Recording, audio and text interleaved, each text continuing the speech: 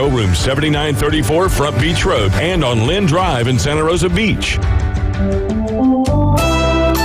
Hi, this is Matt Lewis with Reliable Hydraulic Solutions. We offer comprehensive diagnostics and repair service for all types of hydraulic units, such as hydraulic and pneumatic cylinders, hydraulic pumps, motors, and valves, as well as a broad range of hydraulic hoses and O-rings. Give us a call at Reliable Hydraulic Solutions at 850-326-3000 for any of your hydraulic needs. Visit their new location, Highway 77, south of Tractor Supply. The future depends on teachers. Every day, teachers are shaping our tomorrows, starting their students on journeys that will change the course of history. Right now, in a classroom somewhere in the United States, there's a teacher inspiring a future scientist who will make preventing pandemics their life's work, sharpening the mind of an aspiring environmentalist who will help combat climate change, and generating possibilities for a student who will be the first in their family to graduate college. It all starts with teachers who meet challenges with creativity, who reinvent education for the future, who work towards a school system that lifts up every child, regardless of race, income, or zip code, and to enable the full potential of our students, our communities, and our country. Explore a career that leaves a legacy you can be proud of. Shape the future. Teach. Learn more and receive free support at teach.org. The strength of America, our values, our way of life hasn't just been won on the battlefield. It's won every day in our communities when we come together, extending hands of compassion, service, and hope to those who need it most. For over 100 years, the American Legion has been strengthening communities across our nation by providing life-saving help and support to our veterans and neighbors during times like we're facing today. It's what the Legion's all about. From blood drives to distributing food, from responding to emergencies and protecting the most vulnerable among us. Our mission is making America's communities stronger. We are one family, and therefore we care. We are the American Legion, veterans strengthening America. To learn how you can help, visit legion.org. WVLQ Port St. Joe, WGSX Lynn Haven, powered by Panama City Toyota. ESPN, Northwest Florida. It's the next evolution of sports talk radio.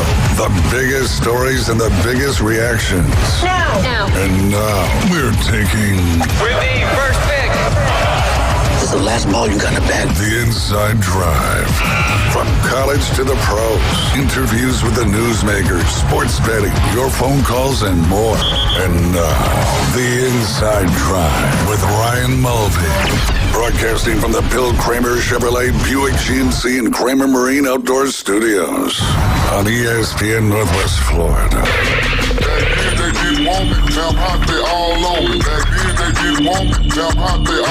And good Friday morning. You're listening to the Inside Drive live here on ESPN Northwest Florida. As always, live and local on 104.3 in Panama City Beach, 101.9 in Port St. Joe. You can watch us on Facebook, YouTube, and X. Yeah, he's always doing some crazy stuff. I was like, you just leave the paper towel on the table. You got the white undershirt on again today, Jay. I do, but it's tight. It's tight. So it's more of a compression. You're not just wearing the baggy white undershirt like you have in the past. I got tired of you going old school 1987 it just with felt the baggy old school. white. I know. So you probably have some long sleeve golf polos too. No, I don't participate in that. Yeah, dude, I watched a crazy movie from 1987 last night. Oh, it's now I got to think of the name of it. It was by Steven Spielberg, though, and they had drones in it. It was about drones, but let me pick up figure out what the actual name was, and it made me think of you for some reason, Jay. And then you bring not up surprising. Hey, look how that just came full circle so quickly. But it is Fun Friday. It's Friday, and we haven't had him in studio in a while, but we are excited to have him back in, and that's Jay Chapman, former MLB pitcher. Jay, how are you doing today? I'm doing well. Happy to be back. It's been too long. It has been too long. It has been too long. We got to make it happen. Well, and baseball season season's back, so naturally the correlation. Makes sense, It right? just makes That's sense. So right. great to have you back in studio. And, we're going to have some fun in this first hour talking about all sorts of stuff. But again, you can watch us on Facebook, X, and YouTube. Just search ESPN Northwest Florida. Give us a like, give us a follow, give us a retweet, share it, do whatever you need to do to get the word out there, because we love to have a lot of fun here on the Inside Drive. And we do talk sports occasionally as well. We do. And coming up at 12, it'll be our last day this week. So if you want to get some crazy stories in, make sure you're tuning in for the entire show, but at 12 o'clock for the afternoon delight debrief. What's been your favorite afternoon delight? Oh, that's a tough question. Because we started Monday, right? We did. Yeah. We did. And There's been some good ones. There's been some fantastic ones. Yeah. And some have been gross. Some have been funny. Some have been awkward. The only one that really sticks in my head, no pun intended, is the butt story with the antique guys. Yeah, so these people were going in an antique store. David Hayes found this one, and they were sticking antiques up their butt and then putting them back on the shelves. That's more than a hobby there. That seems like Definitely. Get ready for the Olympics. Yeah, I mean, you got to train for stuff like that. That's not just something you decide to do one day and make it happen. It's impressive. Yeah. But they did get arrested and charged with some kind of vandalism or something like that. But what's been yours? I mean, you kind of took it from me. I mean, you can't go wrong with that. I mean, we talked about a kangaroo, I guess, at one point. Yeah. Getting unleashed into an apartment complex, I believe. Yep. This is in Florida? Yeah. Most of them have been in Florida. Yep, they sure have. There was a guy that attacked a gator and threw him up on a roof of a cocktail lounge. I just felt bad for the gator. Yeah, right. Come on, man. We did find out, though, that you know how fast camels can run? I don't know how fast. 40 miles an hour. That seems very fast. Very fast. Yeah. I see a camel humming by me at 45. I'm like, what the heck is going on? But, and they can sustain 18 miles an hour for like 12 hours. So, how impressive is that? I know, right? I guess it has to do with the water storage in their humps. They don't have to stop. Watch out for them Campbell camels this year. That's right. Hey, they're on fire. They already took down UCSB in the sweep there. And then who did they upset earlier this week? We talked about it earlier in the show. I know you don't remember. Yeah, I don't remember. but I'm just thinking on the Oregon Trail, was a camel a part of where you could pick an animal to... I mean, that would be a great... No, camels aren't domestic to the United States. Typically an African animal. Now, they bring them in, for sure. But yeah, no, it was the oxen. That's right. Yep. Okay. And you got to watch out for the typhoid and the dysteria or whatever it is. Yeah. All those diseases that we don't see too much anymore here in the United States. Dysentery. That's the one. I played that game recently just on an old site. You did? You can do that? Yeah, you can just Google OregonTrail.com. And it's true, actually. He's like, it's my favorite of my bookmarks everywhere I go. Video games have come a long way. Yeah, yes. OregonTrail.com. Yeah, you can just go play free trial. Yeah. Man. And actually, there's more strategy involved than you would think. Like, do I spend my initial money on bullets so that I can hunt? Or It kind of takes you back to the real time where you've got to make those decisions. I mean, the real people on the Oregon Trail. That was life or death. It was, man. I found myself having to hunt a lot. Yeah. As a financial manager, has that helped you in your growth? How do we properly allocate our? I mean, that's exactly. Is that how you interview potential clients? You say, okay, we're gonna play a game of Oregon Trail, and based on your answers to the questions along, or whether you're gonna come on as a client or not. It actually would be a good test for them. Yeah, 100%. Yeah, you can't overbuy bullets and you don't have any clothes. We have oxen, man. That's what I'm saying. That's right. Exactly. You got to cover all that stuff. Yeah, we do. So we're off to a good start. We are. We're off to a good start. Oregon Trail, camels, all that good stuff. But yeah, I didn't even know OregonTrail.com. Yeah, you certainly can. I stumbled upon that one day accidentally, and I'm like, I love this. Stumbled upon it accidentally. Who stumbles upon it accidentally on trying to find the Oregon Trail? That's very targeted research. I thought you were going to let me have that. I was searching it out. I wanted to see if we could still play it. Yeah, right. Great game. That's smart. That's smart. All those nostalgia games. That's for sure. That's for sure. We'll talk a little bit about some nostalgia games as well. I know David Hayes was talking about it yesterday on the Afternoon Underdogs. I was going to dive into it a little bit more today, as you know what's coming this summer.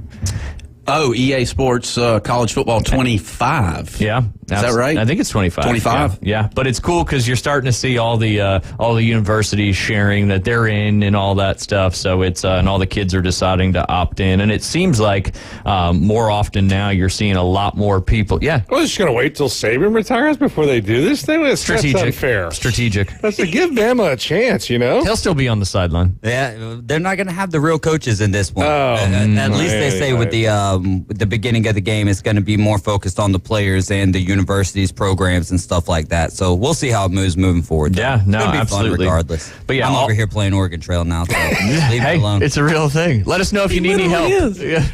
Don't spend all your money on bullets. Yes. You need clothes and other things as well. Whew, all that good stuff. But yeah, I mean, we might as well dive. Well, actually, I do want to talk a little bit about some of the local stuff that went on yesterday. Unfortunately, Rutherford girls basketball, their awesome season again came to an end. That three groups of seniors, or the three seniors on that team that have been such an integral part to that, their run at Rutherford on the girls basketball team there did come to an end. And we talked about it with Chris Paul a little bit yesterday too as well. They were going up against a really tough opponent in Bishop Kinney, as Bishop Kinney had beat Mainland, and Mainland was one of the better teams in Florida that schedules really, really difficult teams, and Mainland had also beat Rutherford already. So Bishop Kinney won that one 53-39, but that doesn't take away the amazing season they had. Their final record was 26-2 overall. Pretty awesome stuff there, and made another run in the state tournament. Unfortunately, didn't make it to the Final Four, but kudos to everything that they did and all that stuff, because just always fun. And we talked about Arnold Soccer a lot yesterday because they had their region final game and they won that one 2-1. But it's just always awesome here in Bay County when you have a couple programs that are just really, really good, because it makes you feel a part of it. It is. It's cool to root on, and it's fun to see. Go out, attend. Yeah, you're like, man, these are my folks. They're from here. Yep. Yeah, right. It's cool, man. It's definitely cool. It's definitely cool. And over on the middle school side of things, I always talk about University Academy because that's where both my kids go and where my daughter plays soccer. They won the semifinal game yesterday over Mowat 3-0. So they will be taking on Bayhaven in the championship on Tuesday. And those like the game. That's the University Academy's only let up one goal this year. I think they've scored like 34 goals and only given up one, and that was to Bayhaven. And the matchup they had was a 1-1 tie. So last year, Bayhaven won the county championship in PKs. The year before, University Academy won the girls' middle school county championship. So here we are again, Bayhaven and University Academy. We got our old-fashioned rivalry. It is. It's intense, and it's cool, too, because a lot of these girls play club soccer, and they play club soccer together. Right. So they all know each other, and then when they're playing middle school, it's a rivalry, and it's just a lot of fun. It's our first time being part of it with Ryan being in 6th grade and making the team, and she's having a blast. So looking forward to that one for sure. If you want to come out and watch a fun middle school soccer game, that'll be 4 p.m. on Tuesday there at Field 1 at Publix Sports Park. But we had Chris Fall in yesterday, and he was previewing those middle school basketball games between some great programs, and even our in-studio guest, Jay Chapman, attended the one yesterday. You attended the Jinx and Mowat game, you said, and the final score in that one was this number 1 seed Jinx. They had 50. Mowat had 36, but what was crazy is in that game is Mowat was up 20-9 in the first quarter. And in that, the score was closer, the game was closer than that in score. Well, I mean, it was back and forth for quite a while. I think, Jinx came out playing zone. Yeah. And Mo was tearing them up. And then they made a defensive switch, went man, full court press kind of idea, and it just kind of got tougher. Kind of changed the game, right? Yeah. The pace got going incredibly quick. I said, of course, you're on the sidelines. Your armchair quarterback deal is trying to get Mo, slow it down. So they just couldn't. I mean, just the pace got so fast. And that played right into Jinx's game. But, I mean, it was a fun game to be a part of, and I actually was a part of it. Yeah, we heard some rumors of somebody might have backed into a light switch and turned off half the lights in the gym. Man, we were laughing so hard because the old light structure, where they got to warm up. Oh, yeah, the old halogen bulbs, yeah. It was the LED lights, fantastic. Lucked out it's there. It's so funny. I got in, backed up right against the wall, and all the lights turned out, and my first thought was, that's weird. and my second thought was, I have to be right on the light switch. I turned around immediately, and there's you could see there was 4 light switches, and 2 of them were off. Yeah. And I totally waved. Poked them. We're good. We're back on. Lights came right back on. I actually asked Ryan Anderson, who was standing next to me. Yeah. I'm like, did they stop playing? He's like, I don't even know. I panicked. And it's wild. You would think to back into a light switch and turn it off, you'd have to do a little bit of this. No. But it happens so often. You see it all the time. Dude, and then you start making excuses. I'm like, why is there not a plastic box? Yeah. Like the really AC. My fault. Yeah, no, it's not my fault. This thing should be protected, not you paying attention to where the lights are. That's exactly right. Oh, man. That makes perfect sense. Hasn't that happened in a Major League Baseball Cal game? Ripken got the lights turned off. Oh, he did? The streak was going to come to an end, the consistent game streak. You know? Oh, yeah. Yeah, and he had the lights turned off. Oh, Various rumors as to why. We'll go with the one that he was sick. That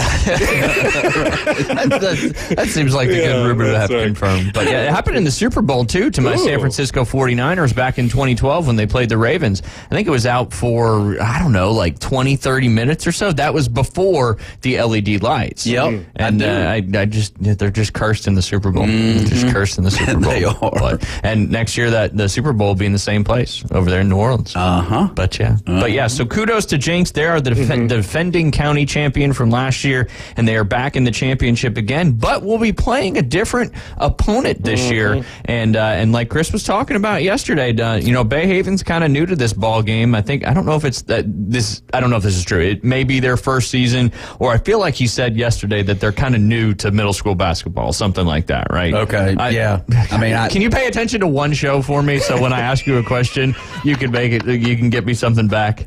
He's like, I just nod. Look, I just know he comes here to learn what's going on in the sports world. That's really why I benefit pretty well from it. It does. But no, Bay Haven has a lot of kids on their middle school basketball team. Gotcha. I do know that. Bay Haven's got great sports in middle school. I know that personally, playing them in volleyball, basketball, and now in soccer. But yeah, they got the win over the number 2 seed who played Jinx in the county championship last year, and that's Rutherford. Rutherford 36, Bay Haven 48. Wow. So a little surprising there, but so it's going to be Bay Haven and Jinx in the middle school boys basketball championship. I believe that's Tuesday at 4 p.m. We will keep talking about that, obviously, as it gets a little closer, but we've been talking a lot about those middle school sports, which is really cool to see that stuff going on. That's for sure. I know high school baseball has also been fired up, and most of the programs in the area are off to great starts. And we talked a little bit about yesterday. Carson, I forget his last name now. He's currently leading Florida State in strikeouts early in the season. Dorsey. Oh, wow, out of Gulf Coast. Yeah. Wow, he was an Arnold graduate. Yeah, too. Arnold Gulf Coast. Yeah, and he's leading the team so far, and he got his first win. I heard Hudson Rowan had a good pitched really well the other day. Yeah, right on awesome. Mosley. Yeah, fantastic. Yeah, gotta love it. Gotta love seeing these athletes go. And like we said, he's signing Peyton Gay's signing on Friday next Friday, a week from today at 4 p.m. up there at Bozeman's gym. He's going to Texas A&M with a preferred walk-on. Fantastic. And he's going to get his agricultural degree, but living out his dream. Yeah, that's and for I sure. know his dad, Chris. Yeah, a little bit. So that was we were talking about that not too long ago, and I was like, man, that's a big time program. I mean, it just really is. So absolutely, yeah. Anytime you go to a Power 5 school, especially one like Texas A&M, I mean, it's just kudos to, because I mean, as you know, I mean, high school to college, like if you've never done that gap between the competition is you can't even really describe how. Yeah, it's completely really different. You could be the stud of studs with your high schools in your area, but when you go up to that next level, it's a whole nother ballgame. It's a team full of those guys. Yeah, everybody was that guy. Yeah. Yeah, and so like I said, it's fun as you go up the levels. There's that competition starts to get more and more even. We were actually we were talking about this not too long ago because one of my buddies was a California stud in high school football, right? And he went to UCLA, dual sport athlete. Wow. But he was just talking about and then he was a big leaguer for quite a while with the Reds and Twins, a couple of different teams. But he was basically saying in high school it doesn't matter.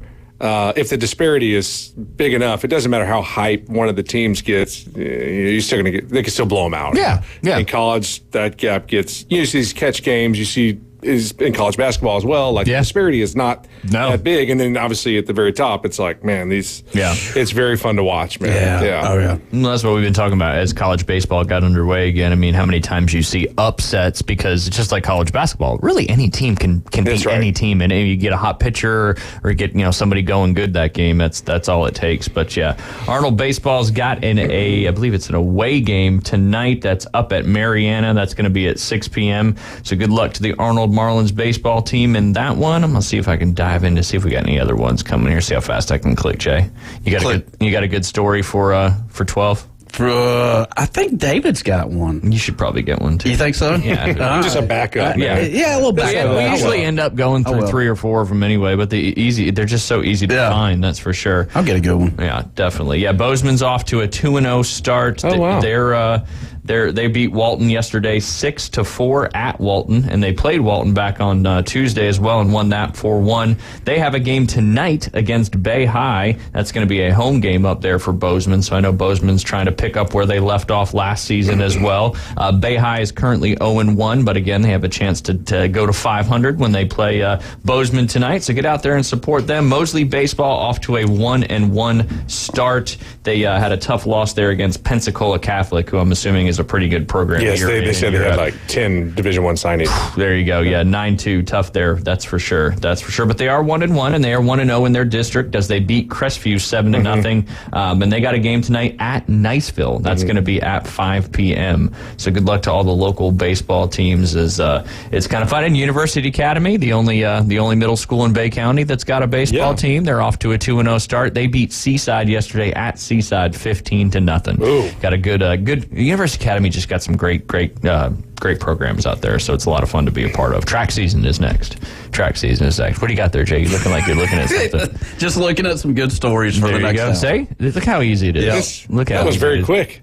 Yeah, it was. It just got on. It ain't hard these days. Yeah, well, David's already played 3 games of Oregon Trail since this segment's been going on. So, but Jay, before we end this segment, tell everybody a little bit about what you do and how they can get in touch with you if your services are what they may need. Yeah, we do. Have Chapman Wealth Management, and we partner with Raymond James for platforms and service usages, and we help people make investment decisions and really just any financial decision that's pertinent to our life, where it's budgeting or trying to understand how to be financially successful through retirement, what that looks like, and investment allocations and all that good stuff. And it's really gratifying because you're helping people. Yeah. It's specific to each individual case, and you're helping people make decisions that are relevant. And if they can get in touch with us, obviously at our website, jchapman@raymondjames.com, and then, or you can call 850-867-8247. That's where that's our office line, and we'll call. And at least just, it's obviously complimentary consultations if you just have a question. Yeah. And that's, we're just here to help people. That's it. Yeah. That's what's cool about that business, man. And to do that on your own, it's a big task. And you need to have people in your corner when it comes to making those kind of decisions, and people that really know what they're doing. Yeah. You should think about doing some of this consulting there, Jay. Maybe, I'm looking for any kind of advice. But how much of that are you having to change behaviors of others, I guess? Spending habits, you mean? Sure. Spending habits, financial management and behavior modification. Yeah, it goes hand in hand. That's it. Well, and and it's a lot of people are averse to loss too. That's sort of a coaching kind of idea where it's like, hey, listen, this is, I tell people all the time, even if you have a healthy company, right, that has great free cash flow, they have good margins, all this stuff, they're not insulated from financial turbulence, right? I mean, so, understanding business cycles and sort of how that stuff goes and not sort of panic selling. I know that that UFC fighter Derek, I think the brawler from Houston, he was like, I panic sold. He was a meme. Yeah. Right. Yeah. Because he said that out loud in a press conference. But yeah, just kind of helping through those decisions. And a lot of times you find it's kind of the same idea with pretty much anything. Like if you're not that aware of what's going on, it's easy to sort of make let's say a less than optimal decision. Right. But if you're familiar with, okay, this is kind of why these things are happening, right? And you make an informed decision, and it just sort of helps people go, okay, I feel a little bit better. I'll hold on for a little longer, or whatever it is. So but that's a lot of it is saying, hey man, this is sort of part of what you're getting into when you come into investments, right? It's different between savings and investing, right? It just that's it. So, okay. Yeah, absolutely. Thank you for that. Yeah, of course. Absolutely. And when we get back, since we've got a former MLB player in here, we're going to dive into these uniform situations here a little bit, because I want to learn a little bit how it was, and because what he said, it sounds like if it's not broke, why fix it? All right. You're listening to The Inside Drive. We'll be right back. ESPN Northwest Florida. We're taking the Inside Drive. I come home from vacation one Sunday afternoon, and there is a goat in my pool. Called 911, and she's like, "What's your emergency?" And I said, "Ma'am, I have a goat in my pool." So a deputy came out, basically dove into my pool and got the goat out and put the goat in the back seat of the patrol car. Yes, and drove it off. Man, it was fantastic. Join Ryan Mulvey. Thank you very little. Middays 11 to 1 on ESPN Northwest Florida. Good morning. This is Joanna on ESPN Northwest Florida with your forecast on this Friday. Mostly sunshine this afternoon and evening with a gentle breeze coming out of the west-northwest around 11 miles per hour, and look for the high to be 69. Tonight, it will be clear skies with the temperature reaching 53 and a light breeze. Sunny tomorrow with a wind around 8 miles per hour and the high of 67. Sunday will have a high of 62 and sunshine. This weather is brought to you by Ellis Agency Insurance. Thank you for tuning into ESPN Northwest Florida. Rely on it. Hello, this is Rick Vossen with RV of Panama City, your local Stormore portable building dealer, located 2241 East Baldwin Road. Running now through March 5th, we've got a 10% discount on new units as well as order outs. And there's a couple aged units in there that will have an additional 5 or 10% discount to them. Come see me, Rick, at RV of Panama City, your Stormore portable building dealer, located 2241 East Baldwin Road. Are you tired of hearing 2 weeks when you call to get your boat worked on? Hey folks, it's Chris Kramer with Kramer Marine and Outdoor, and we'll get you in and back out on the water as quick as possible. We're a full-line Yamaha outboard dealer and Suzuki outboard dealer, and we have master-trained certified mechanics on site. So if it's just an annual service, electronics install, trolling motor install, or all the way up to a full repower, we can take care of you. So stop by and see us in the corner of Frankfurt and 23rd next to Bill Kramer GM, or call us at 850-851-0453. The locals love him. You're gonna love this. You are my favorite. It's my favorite. Everybody's favorite. The Inside Drive with Ryan Mulvey. Live from the Bill Kramer Chevrolet Buick GMC and Kramer Marine Outdoor Studios on ESPN Northwest Florida. Chicken. And welcome back. You're listening to the Inside Drive live here on ESPN Northwest Florida. 2 J's, a David and a Ryan in studio today, and we're about to dive into these MLB uniform updates. But Short Circuit, David, was the movie I was thinking of. Short Circuit. There was a Short Circuit 2, and it's just one of those good things. I got a good question for you guys too after we get past this MLB uniform stuff. But just to get everybody kind of up to date, MLB Players Association Tony Clark's players frustrated with the new uniforms and want a fix before the season starts. Fans and analysts aren't the only ones who think the MLB uniforms designed for the 2024 season are a problem. The MLB Players Association Executive Director Tony Clark told reporters on Tuesday that players are frustrated with the uniforms and they're hoping to get them fixed before the start of the regular season. We are on the phone with the requisite parties that are involved in making that decision because we aren't. We are trying to make sure the guys have what they need in the fashion that they need it. And if it's reflective of being what Major League ball players should be reflective of. And it's an ongoing dialogue. Hopefully we can get some things done over the course of the next 6 weeks of spring training, because I'd hate to be in a place where we're still having conversations on some of the challenges we have in that regard once the lights come on. When players started reporting to spring training last week, one of the main topics involved changes that were made in the jerseys virtually for every team. Athletics catcher Trent Rosecrans posted a side-by-side image of what the Cincinnati Reds uniforms look like in 2023 and 2024.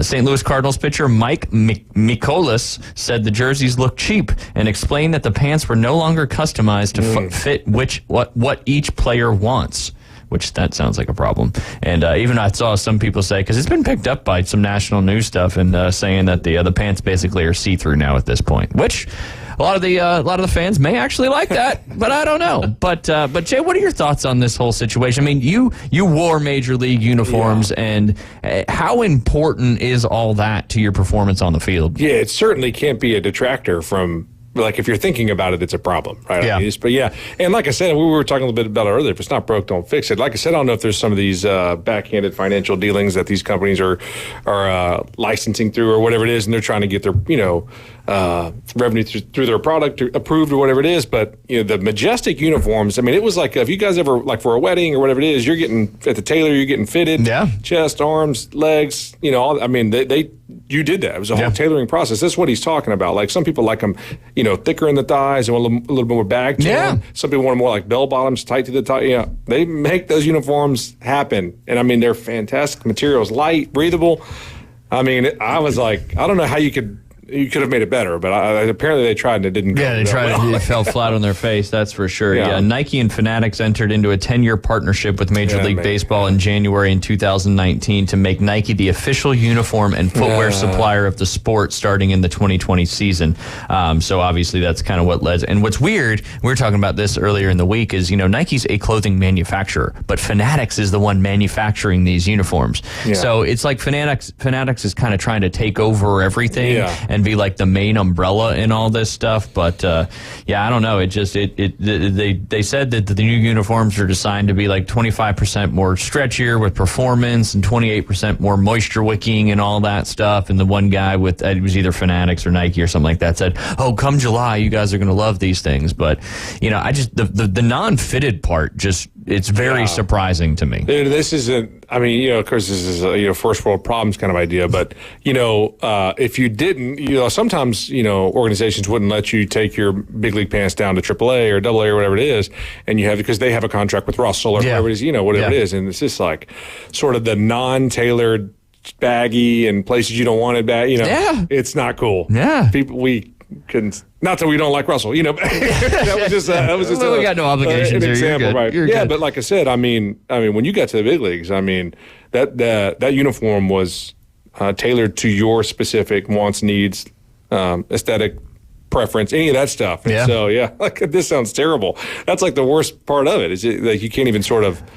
And from a pitching aspect too, I don't know personally, but I would assume how your fit is, and when you're in your stretch and going through your mechanics, I got to imagine how your uniform fits is so important to your success in that. It is low crotch. Sometimes, like when you're trying to bring your leg up, all this other. It's weird. And like I said, it's. I used to always say this too, like that they had like the all uniform team or whatever. It was just kind of a deal inside, where the people that sort of looked the best, like a Hayward, right? Yeah. Like put a guy in a uniform that's like a superhero. Yeah. Yeah, but like there's something about like when somebody puts on a big league uniform. The old one. Yeah. They just look. They look fantastic. Yeah, because if a lot of these guys are big, strong guys, and if you got a nice tailored uniform to that, it's going to make you look better. Right, makes you look bigger, stronger, faster. Yeah. So this, like, sort of like you're talking about, like the not able to be tailored and it's and more breathable. They have that perforated material under the arms, and I don't understand. Like they already have all that. I don't quite understand the problem. Like, it wasn't like I was like, oh, this is the hottest day. I was like wearing a cotton. Jacket. It was like it was like a dry fit shirt is what it felt like. Seriously. Anyways, this just seems bizarre to me. It has to be a money grab. It had to be. Yeah, and it just seems like they tried it. Oh no, this stuff's great. And everybody's like, no, it sucks. Fix it. Yeah. This is, in my opinion, of course, you guys know about this better than I would. That's a PR nightmare. Oh, absolutely. Fanatics. Well, because at the end of the day, obviously the uniforms are for the players, but it's also for merchandising and selling. And if the players are complaining about the uniforms, the fans aren't going to buy them. They feel what those people say. It's a PR nightmare. They got to figure this thing out and get it sorted out. So I asked that question to ask this question. What was your favorite uniform with the different franchises you were with? What was your favorite uniform? I honestly, just of course, I grew up a Braves fan, obviously, but I really like the pinstripes with the Cubs. Our home unis. Yeah. White pinstripe, blue side. I felt like I looked. Maybe we all. Maybe I didn't. I felt like I looked pretty good in that thing. Well, just being able to put on a major league in any sport uniform is pretty cool. But that's cool. Is it an MLB rule that you have to wear a cup?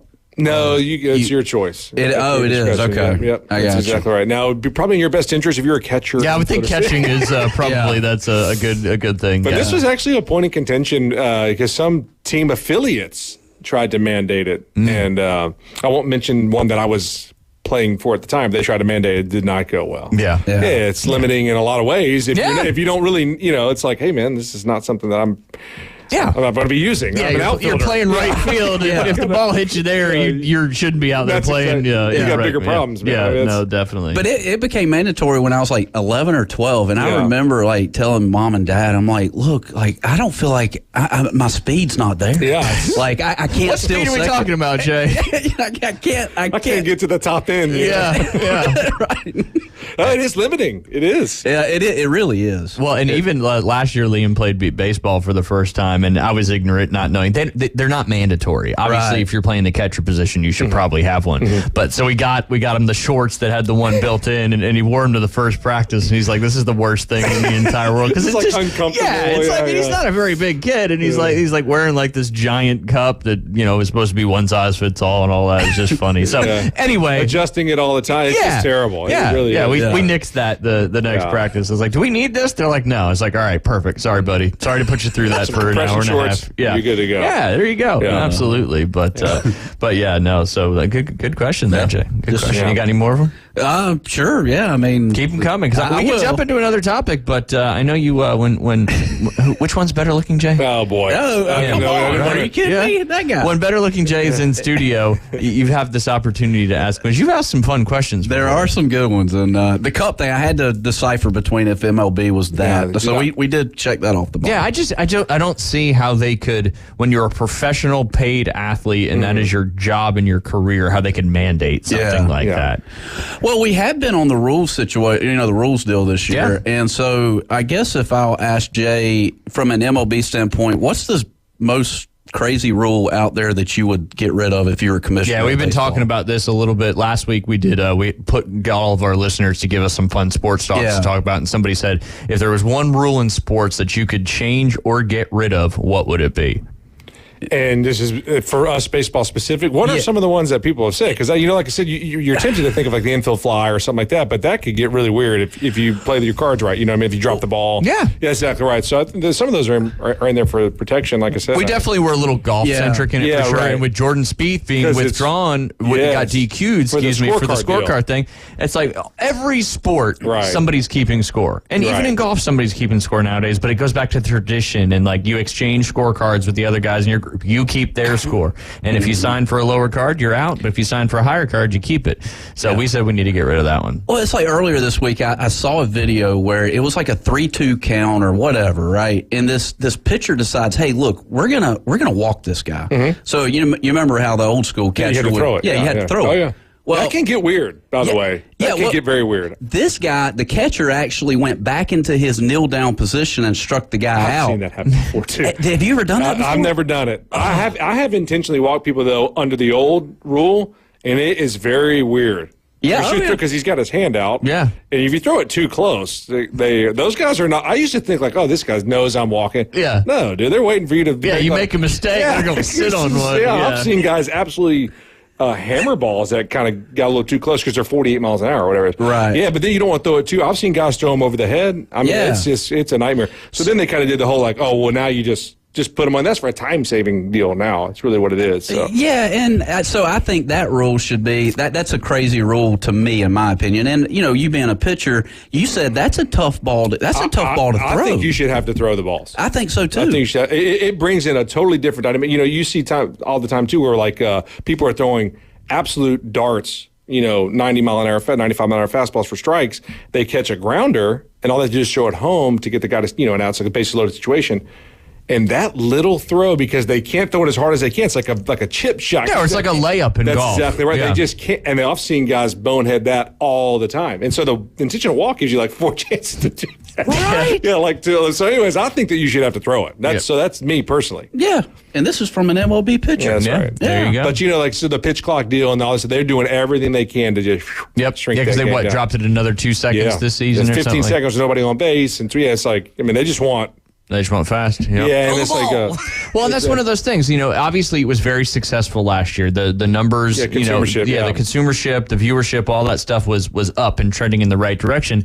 But then sometimes you see people take that and then they try to keep pushing it because they think it's a good thing. Yeah. So you just worry about some of these things. We take it too far and then it backfires. Kind of like the Jersey thing. And then the other day we talked a little bit about like society in general. We're talking about fast food, Slim Fast, Instalube, all these. Everything's fast. Instalube? Yeah, I don't know. Is it for oil? Or oil? Yeah, express oil change. Thank you for collaborating. Daytona looks like the Big D Instant Lube. Yeah. I don't know what's going on in your life, but we appreciate you bringing it here to the Inside Drive. Anyway, continue. I thought I heard that when I wasn't paying attention, and it certainly was. But it's just the hurry up, I guess. Yeah, it is. It is. It's our we have TikTok now, I guess, for the show, but it's that whole Instagram, TikTok, or the Reels. the videos have to, the shorter they are, the better, really. Yeah. I mean, that's exactly right. I mean, it's here and gone. And then, like I said, I knew this sort of on the back end of my career getting out, that it was it's more of an advertising deal, right? People are more willing to buy commercial slots in these premium hours, but you start pushing it. It was all about getting into a time slot, really. Yeah. But like you said, in all honesty, as a player, we talked about this before. As a player, I didn't know that I really liked it that much. But as a viewer, I love it. Yeah. It's fantastic action. Like I said, you've seen those videos where they have played whole half innings. Yeah. And the time that, like in some of these crazy playoff games with pickoffs and all this, where the guys only throw one pitch. Yeah. It's like, it does get a little. Yeah. Yeah. So I like it. I do like that. But like you said, model race, you don't want to be, threaten the integrity of the game. I still feel like the game is still the game. So absolutely. Yeah. Once you start getting away from what the game is supposed to be, that's when you got to dial it back. Putting guys on second base or whatever. That's a little crazy to me. I would be like, the incentive to me is not that. It's like, all right, if I give this thing up, it's a team loss, so it's not my loss, really. Yeah. I mean, not that, but you understand? Yeah. And then I'm going, how much do we really care? Yeah. We're just going to put a guy outside. Yeah. That's a great point. That's a great point. Yeah. We only got about 3 minutes in this segment, but I want to ask all three you fine gentlemen this question. I saw it. Somebody I knew had said, "What is your most unreal sports movie moment?" If there's one that comes to the top of your mind. There's this one, and I haven't really watched the movie, but I've seen clips of it, so I'll give this as the example. It's some basketball movie, and it's a girls' high school basketball team, and she's looking at the hoop, and the ball's moving to her really slow, and she's standing there and kind of going back and forth for what feels like a minute, and the time's slowly ticking down, and then she finally decides to shoot it and win. But anything that you could talk about, a lot of those sports comedies with Mr. Gilmore there. I mean, those are good. But I want to go way out on a do it. But I may have to do just a little bit of more research. Here, this is not maybe not a fan favorite of the moment, but the Tin Cup. Yeah, he's got he's got to his last ball. He's tried, which I love the story. Yeah. I was just thinking that. I'm like, how many times can you hit it? The same, Yep. He's like, Romeo's like, we got one more. He's like. Last ball in the bag pods, and he knocks it a couple of feet, makes it 10 or whatever, loses the U.S. Open. Anyways. Now, if that happened in real life, that person would be absolutely ripped to shreds. Their sponsors are like, come on, just all that stuff. Yep. This randomly came out of left field. I've not watched this movie in forever. How about The Fan with Robert De Niro and Wesley Snipes? Did you ever see that movie? I did not see it. Where the guy was betting. Where we've been talking about betting, right? We do talk about that. But De Niro's this guy who listens to a talk show radio, whatever, and he ends up Wesley Snipes. He bets money on Wesley Snipes as the baseball player. Okay, and he's in this huge slump, and so De Niro goes after him. I mean, it's a great movie. I need to watch it. Oh yeah, that's probably pretty realistic though. Hey, the Donahue guy, the NBA referee. Oh yes, I watched that. That's a great one. Hey, we got a quick second? Yeah. Rule changes. I was the 49ers. I mean, how can you have that happen? Yeah. Sorry, I don't want to bring that. Well, back how up. can you not call 17 holds either? And I don't. But I'm just saying they didn't know the overtime rule. Yeah. Well, Shanahan came out and said that he was looking for that third possession. That's not true. Yeah. Did you see the players that are mic'd up? Yeah. No, they're like, the guy's like, they get the ball. He's like, I didn't know. Yeah. He literally says the words, I didn't know that. Yep. But maybe not on Shanahan's part, but the players certainly. Oh, yeah. There were several that didn't know. So that makes you think they didn't talk about it. Yeah. Sorry. No, it's good. You got to know the rule changes, man. Come on, about dude. juice right there. I know. Yeah, juice check. Yep. It's all right. His wife's doing good making all those jackets for everybody now. She's about to make one for Steph Curry, so they're fine. They're fine. I just sorry. What the script says is what the script says. Yeah, that's right. I got another unrealistic one. How about and we all love this movie, Air Bud. Oh my God! We're hating on dogs now, man. Come on, they totally do that. Unrealistic. Come on. Because Air Bud didn't just play basketball. Air Bud did a football one, volleyball out there, soccer. Who knows what else Air Bud could do with his paws. That's right. No, Air Bud didn't play golf though. He didn't. I don't remember. I remember him. Let's see. He's got a cape on him, right? Or something. He's a superhero. Yeah, he's a superhero. Okay. Yeah. I can't remember much. All right, with that being said, we'll take a quick break and we'll jump right back into it. You're listening to The Inside Drive live here on ESPN Northwest Florida. ESPN Northwest Florida. It's The Coach James Hale Show. He leaves. I think he succumbed to the bourbon. He's seen enough. He got mad at me. Got a bottle of Jack and a donut. I know people are tending to get a little impatient, but we want to make sure we've got the right fit. And there's some... Weekday morning 7 to 9, ESPN Northwest Florida. Hey there, folks. Looking for a place that feels like home right in the heart of Panama City? Well, look no further than Charlie Corm's Place at their new location on 15th Street. Charlie Corm's is not just a place, it's an experience. Imagine cozy corners, friendly faces, and the aroma of delicious dishes that'll make your taste buds dance. From sunrise breakfast to late night bites, Charlie Corm's on 15th Street has it all. Charlie Corm's Place on 15th Street is now offering exclusive weekday lunch specials. Visit Charlie Corm's Place on 15th Street. Look for the giant mural. Hey there, business owners. Do you feel lost in a sea of numbers, struggling to navigate your day-to-day accounting? At Lighthouse CPAs, they specialize in guiding businesses to make more money and keep more of what you make. From bookkeeping to tax planning, they've got you covered. Plus, with their user-friendly software, managing your finances has never been easier. Spend less time on paperwork and more time growing your business. Call Lighthouse CPAs 850-785-5254. As a realtor, it's important who you choose as your title company. May we suggest South Oak Title? Their offices are modern, comfortable, and state-of-the-art. South Oak Title can close transactions in any location in Florida, Alabama, and Tennessee. Their free mobile app allows realtors to deliver a net sheet in seconds. They provide mobile closing services to accommodate buyers and sellers. Their offices are beautifully decorated, state-of-the-art, complete, safe, and secure. South Oak Title, creating a better title and closing experience through technology and tailored service. Visit them online at southoaktitle.com. Broadcasting live from the Bill Kramer Chevrolet Buick GMC and Kramer Marine and Outdoor Studios. Have a quick stretch first. The Inside Drive with Ryan Mulvey. Must have pulled something playing hoops last week. And Jay Henley. I know you're not putting that rock up from here. You ain't got no Jay. ESPN Northwest Florida.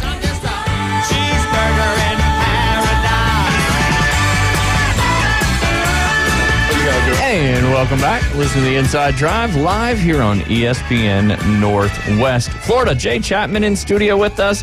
Jay Henley, as always, on this fun Friday. And then DJ Davey Crockett behind the glass, rocking that Florida Marlins hat today, as he's been quite on fire with that hat game. And I love to see it continuing on, because he says he's got like 75 straight days he can wear a different hat. Absolutely. That's impressive. That is impressive. That is impressive. This is the whole collection, man. Hey. And Goodwill's got a few of them now, too. So it used to be a little bit bigger. Yeah, there you go. There you go. It comes full circle, all that good stuff. But it's springtime, and it's that time where there's a lot of big charity golf tournaments coming up. And there's one coming up at Bay Point that it's kind of near and dear to your heart. And you want to tell us a little bit about that one coming up? Yeah, I appreciate that. It's the Live Like Drew tournament. And, Drew, for people that don't know the story, he was a great friend of ours, was sadly lost in a car accident, and his brother Mark started Live Like Drew Foundation. It's been growing every year, and we have an annual golf tournament, and it's on March 9th.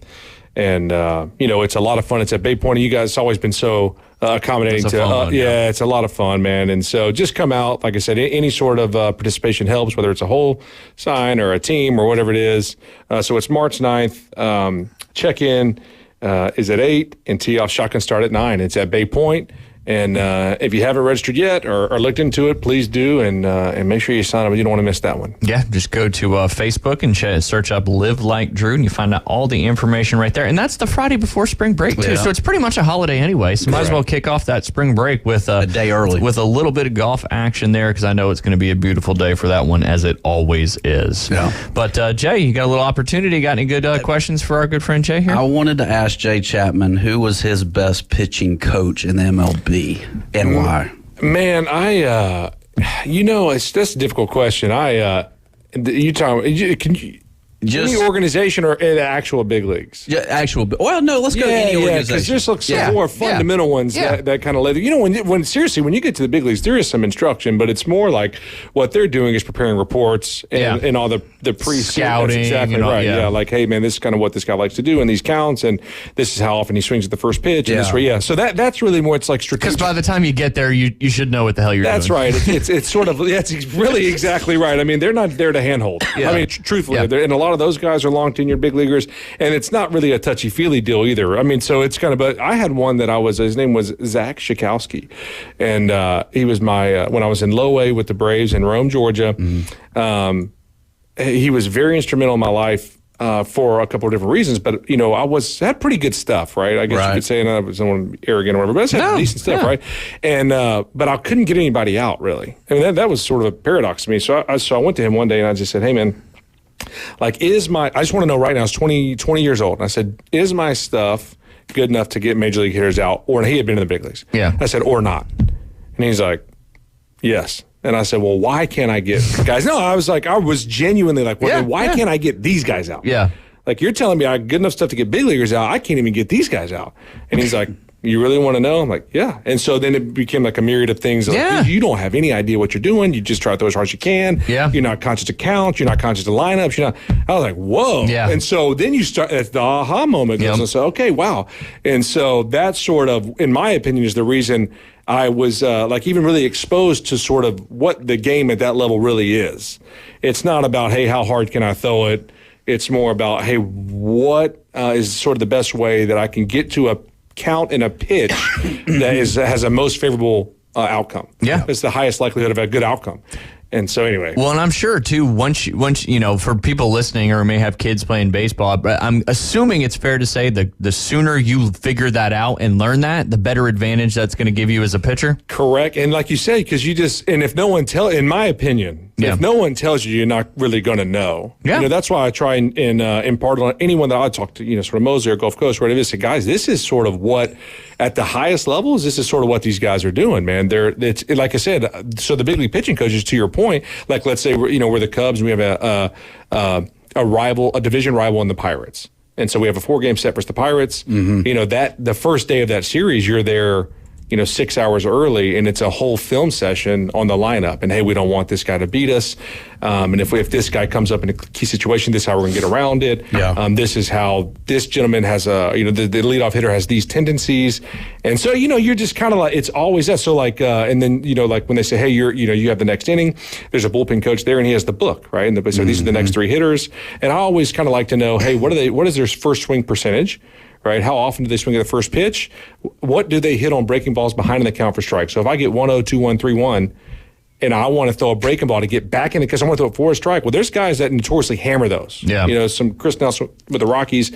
So I want to know, hey, can I get back in the count with that? And then what do they chase? High heaters, so I just want to know those 3 things about the next 4 guys. Yeah. Yeah, so that when I got out there, I kind of have an idea. Yeah. So anyways. Now, when you were at Rome, was that, were you a starting pitcher then? It was kind of they were trying to find a place for me, really, because I had good enough stuff. But I couldn't throw strikes, and, I just didn't have a good idea. And you sort of in golf, it's the same sort of idea, I would think. Like, oh, yeah. I just didn't have an idea of what I was trying to even do. Right. Well, we talk about that all the time, and Jay just did a little series out there, which was pretty cool called the Elite Super Series, where he took a small group, Super 6, took a group of 6 kids out there, and he had Michael Shears, who played Division I golf at Vandy in Georgia, and it wasn't so much working on the fundamentals of the game and just beating balls on the driving range. It was like, how do you go out there and play the game of golf? Correct. And it seems similar with what you're talking about. It's not just going out there and knowing how to throw a curveball or a slider or throwing a fastball as fast as you can. There's so much other stuff that goes into it,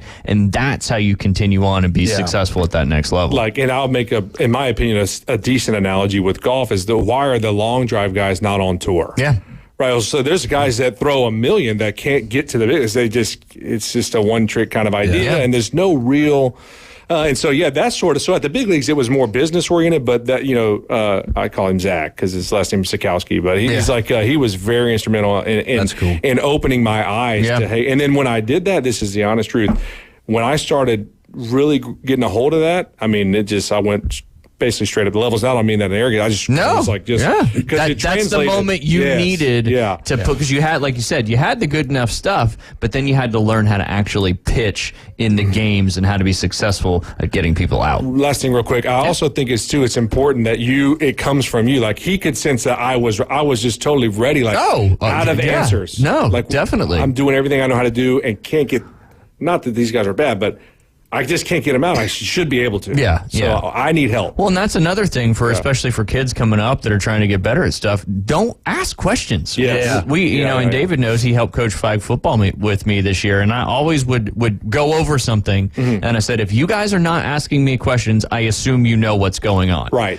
Don't be afraid to ask questions, because that may be the moment that changes everything for you. That's right. So that's really cool. That's some good stuff. I was going to ask you, have you been a part of Grapefruit and Cactus League preseason? Oh yeah. Okay. Six in each actually. Yeah. So what? Oh man. Yeah. What's the best one in your opinion? Grapefruit or Cactus? Gosh. So I just I'm a Southern boy. You know what I mean? So I kind of like the Grapefruit League, man. And of course, all my Grapefruit Leagues were in Wildwood of Sports with the Braves. It was sort of, but Arizona's pretty cool too. The only thing is, man, it's so dry. Yeah. It's light desert air, and you better keep the ball down. That's just, but all the, but it was, I personally just enjoyed my times in Orlando.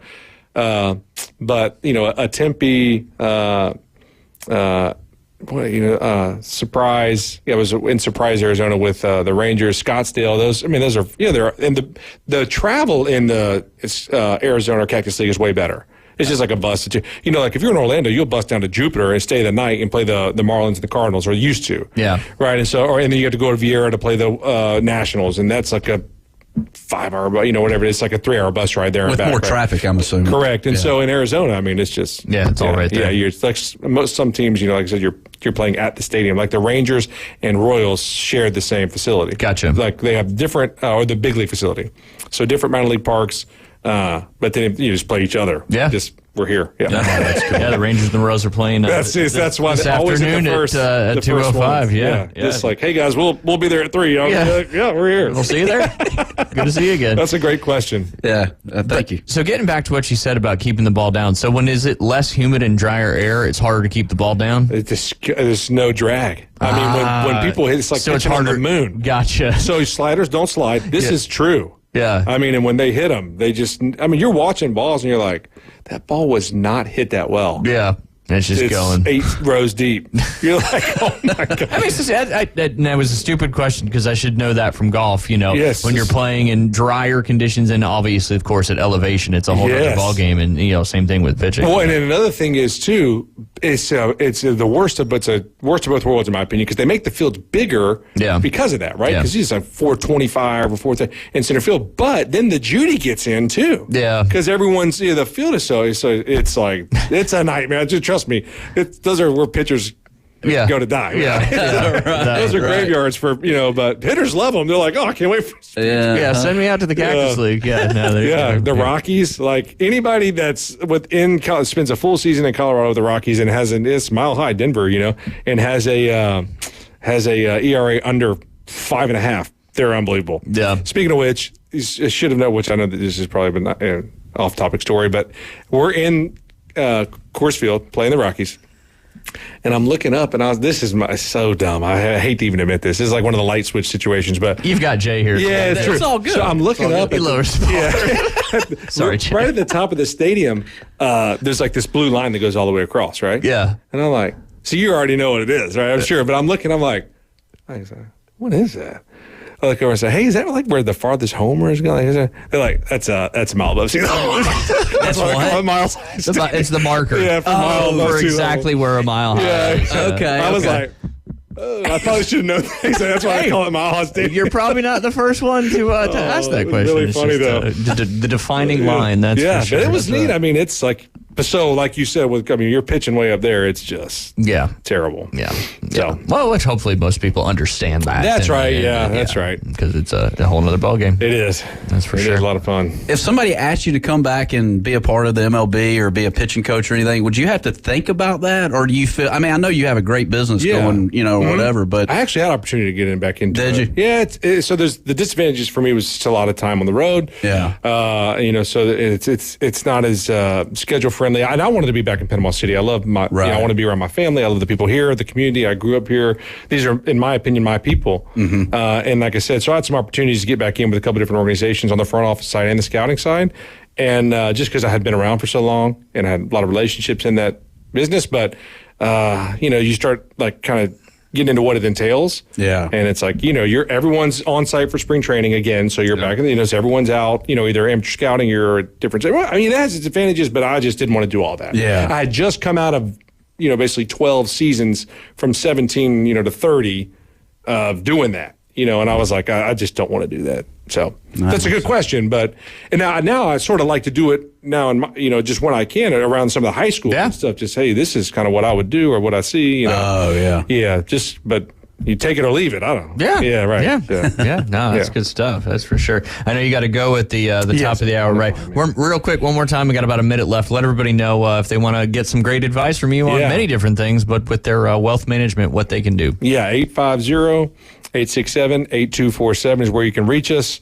And, we'd be more than happy, love to help you walk you through some of these situations. So I appreciate you saying that. Yeah, of course. Always glad to have you on the show. Hopefully, let's make it sooner than later. We next have time, to, that's man. for sure. It's been way too long. When you reached out, I was like, oh my gosh, it's been. I know. And I hadn't really been thinking about it. I was like, Jay Chapman, I got to reach out. We got to have him back on the show. And I'm like, yes. Yeah, yes, got to have it. No, so, good stuff. Thank you guys for having me, man. I really appreciate my time here. Okay. Yeah, awesome.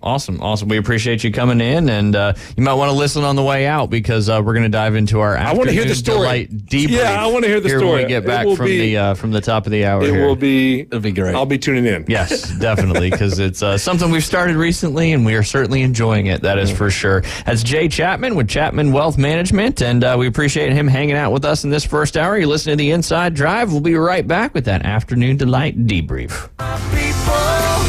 This is where I come from.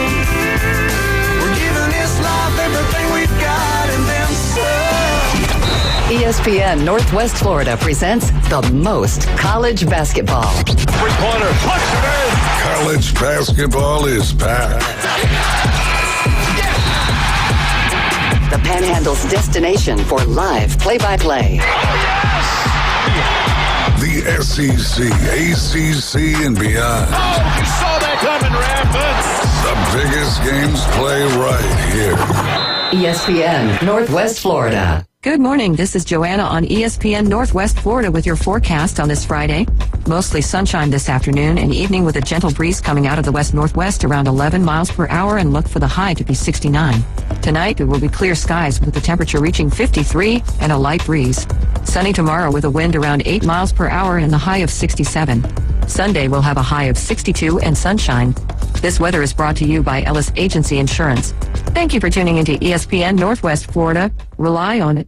Hey there, business owners. Do you feel lost in a sea of numbers, struggling to navigate your day-to-day accounting? At Lighthouse CPAs, they specialize in guiding businesses to make more money and keep more of what you make. From bookkeeping to tax planning, they've got you covered. Plus, with their user-friendly software, managing your finances has never been easier. Spend less time on paperwork and more time growing your business. Call Lighthouse CPAs 850-785-5254. WPLQ Port St. Joe, WGSX Lumen, powered by Panama City Toyota.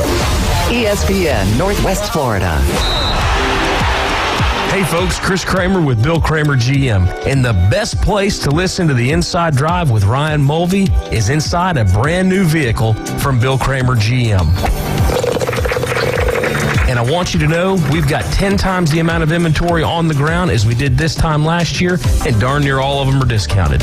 So shop us online at BillKramerGM.com or visit us the corner of Frankfurt and 23rd. We'll make it easy and take great care of you. And now the Inside Drive with Ryan Mulvey. We're going to have a talk. Tell me what you know. Broadcasting from the Bill Kramer Chevrolet Buick GMC and Kramer Marine Outdoor Studios. It's a frantic noise. ESPN Northwest Florida. Sky rockets in flight. Afternoon delight. And welcome back. You're listening to the Inside Drive live here on ESPN Northwest Florida with that song that means one thing. But real quick, I want to get to it. Obviously, want to talk about Bill Kramer, GM, and Kramer Marine and Outdoor, our studio sponsor from the get-go. We appreciate their support very much. And you can go check them out, the corner of Frankfurt and 23rd Street. They got lots of new vehicles in stock. Trade-in values still high. Tires at cost. Doing a scratch and dent sale, even though all the vehicles may not be scratched or dented from that storm back in January. Then, of course, on the Kramer Marine and Outdoor side, they've got Seabourn, Sundance, Spider, and Skeeter. See, that's the one you don't even have to think about. Nah. We got it ingrained in there. Yeah. When I say the 3 boats and then say, and boom, you're Skeeter. We talked about a Chevy Silverado Skeeter in David's story yesterday. Yeah, I know. Yeah, I know. I forgot about the surfing truck. The surfing truck. That was a good one, too. Man, there's been a lot of good ones. That is for sure. But they'll get your boat fixed if you need it fixed. If you want it sold and gone, they'll get it gone for you as well. They'll come pick it up, sell it. You eating Oreos? I am. Single stuffed or double? Single. And I tell Double's you what. too much, right? Don't go with the name brand. Go with the off brand because they already come chewy. You know how you always kind of want your Oreo to be chewy? Interesting. Go off That's brand. a ringing endorsement. Yeah. You don't need milk with these. They're already soft. Seriously. See, I don't know when you use the word everyone that they all want their Oreos chewy. Come on. You like your Oreos chewy, right? No. I'm on that crisp unless I'm dipping it in the milk. And then, you got to find that right time. Yeah, that's in what the milk milk's too, right? for. Yeah. Well, the worst thing about that is if you're holding on to it and you leave it in there too long and it breaks off and falls into the milk. So a hack that I've seen and Ooh, I've I like never this. used. I like this. I've never used, but you take a fork and you stick it into the cream filling, and then That's there you go. That's some expert level Oreo dunking. For me, it's just like, hey, well, you know what? If I do drop it down in the milk, that's just a surprise for later, baby. Yeah, That's right. yeah. As long as it's not in there too long. That's right. So you got your chewy Oreo brand there, huh? Chewy. There you go. Yeah. So, how do you feel about the vanilla ones? Never tried them. Really? Yeah. Never. Have you? Yeah. They're different. It's like a completely different cookie. Would you take them over Nah, I think the OG Oreo. I'm also a big fan of like anytime they blend Oreos into things. Yeah. But, yeah. But yeah. That's some good I ones. like the peanut butter ones or the Reese's ones, whatever. Oh, yeah. Yep. I've tried those. There you go. There you go. It's a nice paper towel you got there. Thank you. I mean, Jay Chapman used this a few minutes ago. I should have him sign it. It's pretty much worth a bunch of money now. That's for sure. It is for sure. Yeah. You had to get rid of the. But you got a story. You want to go to David's story first? I am so intrigued about David because he teed it up earlier for us on the show. He did. The hype is real. Yeah, he did. All right, well, we'll just go with another one that I feel like it's only fair just to read the article, and this is from WPDE.com. Ooh, WPDE, Myrtle Beach, South Carolina? Or the Low Country? I think maybe so. Which is 'Cause from this like St. Augustine. Oh, okay. Gotcha. So it's from the AP as well. So I think they kind of just copy pasted, but it has to do with Florida. There you go. Even if it's Everything has to do with Florida. even if it's started over there in Myrtle Beach, it ain't the Olympics, but a group of Floridians plan to host competitions themed according to the collective antics of the beer-loving, gator-possessing, rap sheet heavy, mullet-wearing social media phenomenon known as Florida Man. According to the event's website, the Florida Man Games will take place this Saturday in St. Augustine. Organizers of the Florida Man Games described the competition as the most insane athletic showdown on earth. The games will poke fun at Florida's reputation for producing strange news stories involving guns, drugs, booze, and reptiles, or some combination of the four. Among the contests that they've got planned for this Saturday, the evading arrest obstacle course, in which contestants jump over fences and through yards while being chased by real police officers. Then you have the Category 5 cash grab, in which participants try to grab as much money in a wind-blowing booth. And then finally, the self-explanatory beer belly wrestling. The Florida Man Olympics down there in St. Augustine this Saturday almost makes me, if I didn't have a wedding to go to, I might be traveling, son. Beer belly wrestling, huh? I mean, that makes me disappointed that I did. We thought about the Dad Bod World's Strongest Man competition. I'm disappointed that we didn't think about this. Yeah. What would be the qualifiers for a beer belly wrestler? I don't know. There might be a specific. You can't see your toes? I don't know. Yeah. Maybe not. Maybe something else. It could be. Could be. I don't know.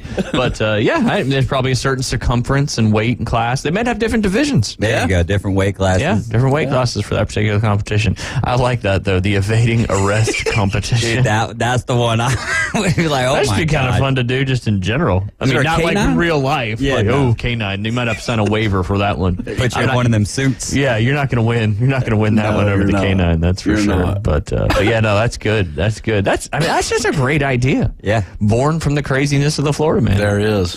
Why is there not a Florida woman? Why is it always Florida man? There will be. Equality always comes around somehow. Yeah, that's true. That's true. It will, and that'll be the next phase of this whole thing. It will. It just shows men are stupid. is really what it boils down to. It's true. Oh. All right, you're up.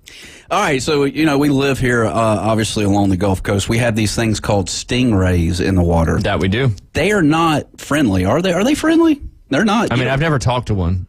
Is that the one that killed Steve Irwin? Yeah, but the stingrays here that we have are pretty harmless for the most part. The barb can certainly hurt you, but it's not going to kill you. Not here. Okay. Now, you get some of those bigger ones that are, a little more, they got a lot more toxin in that barb. Don't quote me on that. I am not a marine biologist. That's just going off of what I think I've heard or know. I did go to the Panacea Museum, or over there in Panacea, the Gulf Specimen Lab last year with Liam on a field trip, so I did learn a lot. Interesting. They were touching stingrays and horseshoe crabs and all that stuff. Yeah. Well, how about a stingray named Charlotte with no, obviously female?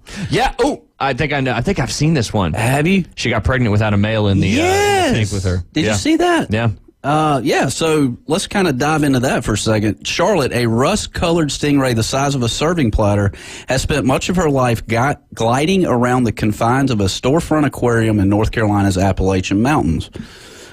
Smoky Mountains, maybe. She's 2,300 miles from her natural habitat under the waves off Southern California, and she hasn't shared a tank of water with a male of her species in at least 8 years. And yet nature has found a way, the aquarium's owner said. The stingray is pregnant with as many as 4 pups. I guess you call a stingray a pup. Yep, just like sharks. Okay. Which is probably where this story is going to end up going. Yeah. Because there was a shark in the tank with her. So, and could give birth in the next 2 weeks. So they're... cycle may be that's pretty quick, 2 weeks. Yeah. Here's our girl saying, hey, happy Valentine's Day. Let's have some pups, said Brenda Raymer, executive director of the aquarium and Shark Lab on Main Street in downtown Hendersonville. There you go. How about that? Yeah. That's crazy. Well, once she has those pups, I think they're going to do some DNA sampling to see if, because there was a shark that was in the tank with her, and they think there may be an opportunity that shark got a little frisky and might have got our good friend, that stingray, knocked up. Shark rays. Yeah. Ooh, cross-pollination, if you will. Or not really. No. It's not a plant or a flower or pollen or a pistil or a stamen or any of that kind of stuff. But fair enough as an analogy. I'll let it stand. I'll let it stand. We'll give it the old thumbs up, not the thumbs down like he did there. That's for sure. But yeah, no, that's a good one. That's a good one. You just never know. You never know with Mother Nature. They landed a vehicle on the moon yesterday. I did not know that. You didn't know that? No. God. Like what kind of vehicle? It was a private. It wasn't like through NASA. It was like a privately funded, and it's the first time somebody's landed on the moon since like the 50s or something like that. Or 69. That was the last time. Or whenever it was. Yeah, that's crazy. Yeah. So that was cool. So it was on the south pole of the moon. I don't have anything in front of me, so I'm speaking from memory here. Yeah. But they're going to be up there for a while and sending some data back and doing testing and all that stuff to learn a little bit more about the moon. We'll be searching this up. There you go. And I think I did mention it to you. I don't know if it was live on the air or not, but they're also looking for 4 people to live in a simulation of Mars. That was on the show, wasn't it? Yeah. Yes. So, should you feel the opportunity, they may let you take sailor. I don't know. That would be cool. I don't know. She wouldn't be a sailor no more now, would she? No. She'd be an astronaut. She'd be floating around. That is for sure. Let's see. I'll pull up one here. It's kind of a typical Florida man story. Florida man was arrested for hurling a Subway sandwich at an employee because he was upset how it was cut. A Florida deputy is being hailed as a hero after helping save the life of a teen who was shot in Deltona. A Winter Park teen was allegedly killed. Oh my gosh, killed by his 19. I should have read this beforehand. Killed by his 19-year-old friend who was living with him and his family. A 9-year-old boy was killed after being run over by a school bus. All right, this was just a. That's why I'm glad that I'm not like live on the mic when I'm back here reading these. You can vet it. No. But anyway, the story was just supposed to be a Florida man hurls a Subway sandwich at an employee because he was upset over how it was cut.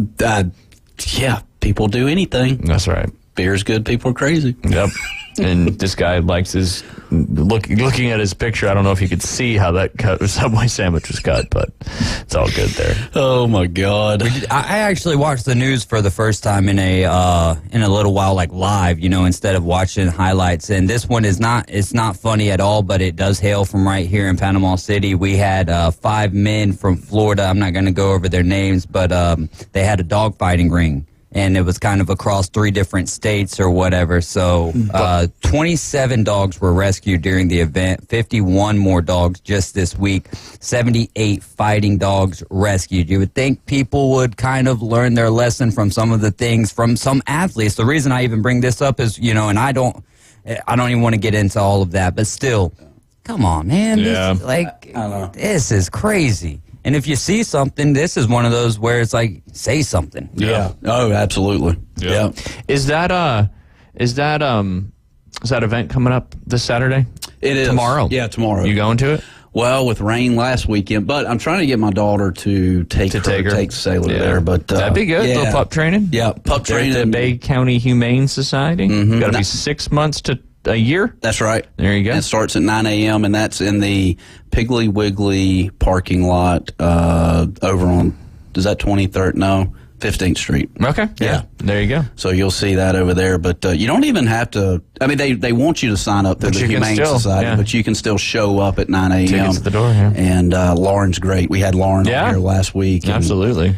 She does a lot of stuff for you and Sailor, right? Yeah. Yeah, she's got her all vaccinated. She's ready to go. She can, be out in public or whatever you want to call it. But I think there is a dog trainer coming from 30A tomorrow morning to, just kind of, I don't know if she's going to be training, but she'll be there to ask any questions or anything like that. Yeah, I think she's going to be working with some of the pups and trying to get them some good training and all that. Because like we talked about, especially with Lauren is here, I mean, you got a small window with these dogs. Right. Because once they get, 2 plus, the trainability becomes a little more challenging. It's just like humans, right? When you're kids, you got to, that age, the brain's developing so fast. And, once all that goes by, you may miss your window. That's for sure. And it's important because, I try to walk Sailor, but, she's pulling me all over the neighborhood. And you better nip that in the bud while you can, brother. Yeah, no doubt. You better make sure your daughter takes her up to the training class tomorrow. We got to get on this because I can't imagine, somebody, and I'm not I don't have a lot of strength, but somebody that has zero strength, Sailor would push that person down. It doesn't take long to get them moving in the right direction when it comes to that walking stuff. But you have to be disciplined with it because with dogs, just much like kids, you let them get away with it one time. That's all it takes. That's all it takes. What about Sailor doing like some of that jumping into the pool thing? She looks like she's built for that. Yeah. She's got those long legs. She's springy. She's very springy. There you go. They had a competition at Frank Brown Park not too long ago with that. Oh, really? The old diving dog competition. Yeah. You can become a viral sensation. Sailor and Jay. Yep. That's. I see merchandising opportunities. That's an Instagram. I gotta go ahead and get my Instagram social media thing going. They gotta get her trained first on how to do it. Yeah, that's true. Step 1. Let me know. No. Not in today's age. Just jump right into it. Let's do it. Instagram matters much more than what the dog's actually doing. Yeah, no. 100%. Well, you got to get to know Sailor first. So, that's true. Yeah, you can't just go from. You should make an Instagram page for Sailor. I love dogs, but I'm not gonna take it to that level. Come on. I can't. No, it's up to you. Yeah, not me. I'll think about it. There you go. Yeah, actively ponder. You haven't actively pondered a long time here on the show. I did. Yeah, I actually got I finally found the details about this. It's just all a bunch of news stories jumbled into one. But a Florida man found himself behind bars after he hurled a sandwich at a Subway employee because of how upset he was how it was cut, deputies said. Alberto de Barros, this is from Fox 35 down there. It's Alberto del Barros, 45 or 54, dyslexia there, was charged with battery after the incident that unfolded on January 9th at a Subway at 5924 Southeast Federal Highway Street down there in Stuart, Florida, according to the Martin County Sheriff's Office. An employee was making a sub for DeBarros around 5:15 p.m. when he became upset with her after finding out his sandwich was not separated. She didn't cut it all the way through. It's not how she cut it. She didn't finish the cut. The affidavit said the two had a brief verbal exchange, and DeBarros started to cause a disruptive scene. The employee said she would no longer serve him, and that's when DeBarros had made a phone call, the affidavit said. Moments later, while he was still on the phone, DeBarros allegedly hurled the sandwich at the employee. He hit her in the mid to lower body. This ain't Burger King. You can't have it your way. I was waiting for a good line, and that was a good one. That was a good one. I mean, overcutting a sandwich. I mean, people, can we please? I'll sympathize maybe just a smidge on this one. Nothing's more disappointing than opening up that wrapper and then you having to tear it apart. I mean, but does that mean you tear someone down? No. We would never do that. We'd never do that. But I mean, I get it. He's the one with the knife. Remember that. Well, he didn't have the knife. She was the one that had the knife. The employee. Yeah, but those bread cutting knives. I think it'd give you a little scratch on your arm. I guess you could impale. So I don't know. Anyway, but yeah, I mean, it's like your sandwich is on it's like getting a pizza, right? And it's not cut. And you got to cut it yourself. Well, I guess that is not cut. Yeah. Not like totally cut, like where they didn't do anything. Where like they cut it, and then you it's still warm, and you take the slice out, and all the cheese gets ripped off with the other one. I can sympathize with that. You're just disappointed. Same thing with your sandwich, right? Yeah, sure. Especially if you didn't go through all the meat and stuff. Yeah. Go to sub sandwich. At Subway or just in general? You can't go wrong with it. Just a sub. Hey, you just eat your Oreos on the air while we're doing a segment. Yeah. It's fine. Yeah. Sorry, not Oreos. Whatever the knockoff brand is that you're eating there. The Chewy. I'm like the dude off Rounders. The one. God. The value is great. Yes, the value is indeed great. Subway good club sandwich is good. I'm trying to think. Last meal you're ever having, it's got to be a sub sandwich. What's it going to be? Number 11 from Mike's up there in Jersey. Oh, yeah, there you go. Stickball. That's a good one. Good Philly cheesesteak is always good. Okay. Yeah. How about you? Roast beef, lettuce, onion, banana pepper, oil, vinegar, oregano, salt, pepper on white bread all day. I like that. Yep. I like that. Now, are you telling the person that you just are making that exactly like that? Mm-hmm. It's not over what throws them off is when they say, "Do you want cheese?" I'm like, "No cheese." They're like, "You don't want cheese?" I'm like, "No, I don't want cheese. I like cheese, but just not on this particular sandwich." Right.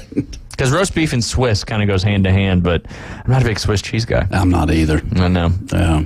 How about old Fatty Patties right up here? Yeah, that's a good place right there. Oh yeah, they got. We'll send them a bill as well. For right. That. But they got a lot of variety, a lot of good stuff. That is for sure. That is for sure. We'll pivot away from the funny stories. I want to give. I went to the Panama City Beach Chamber of Commerce annual awards dinner last night. Want to give Chris McLean, Carly Morgan, Shannon Richmond, all the PCB Chamber staff there just a really, really big shout out as they did an amazing job. And real quick before we get to Lynn Haven Rob on the line, it did say Lynn Haven Rob, right? Yes. Real quick before we get to you, Rob, I just wanted to give a big shout out to my good friend Chris Motes, who has been doing the Toys for Kids Foundation for 26 years. He ended up being the recipient last night of the Humanitarian Award from the Panama City Beach Chamber of Commerce, and I can't think of anybody else more deserving of that. I think it was 10,000 kids that have been served over the last however many years, and we're proud to be a very small part of that, hosting the Toys for Kids golf tournament for the last however many years out there at Bay Point Golf Club. So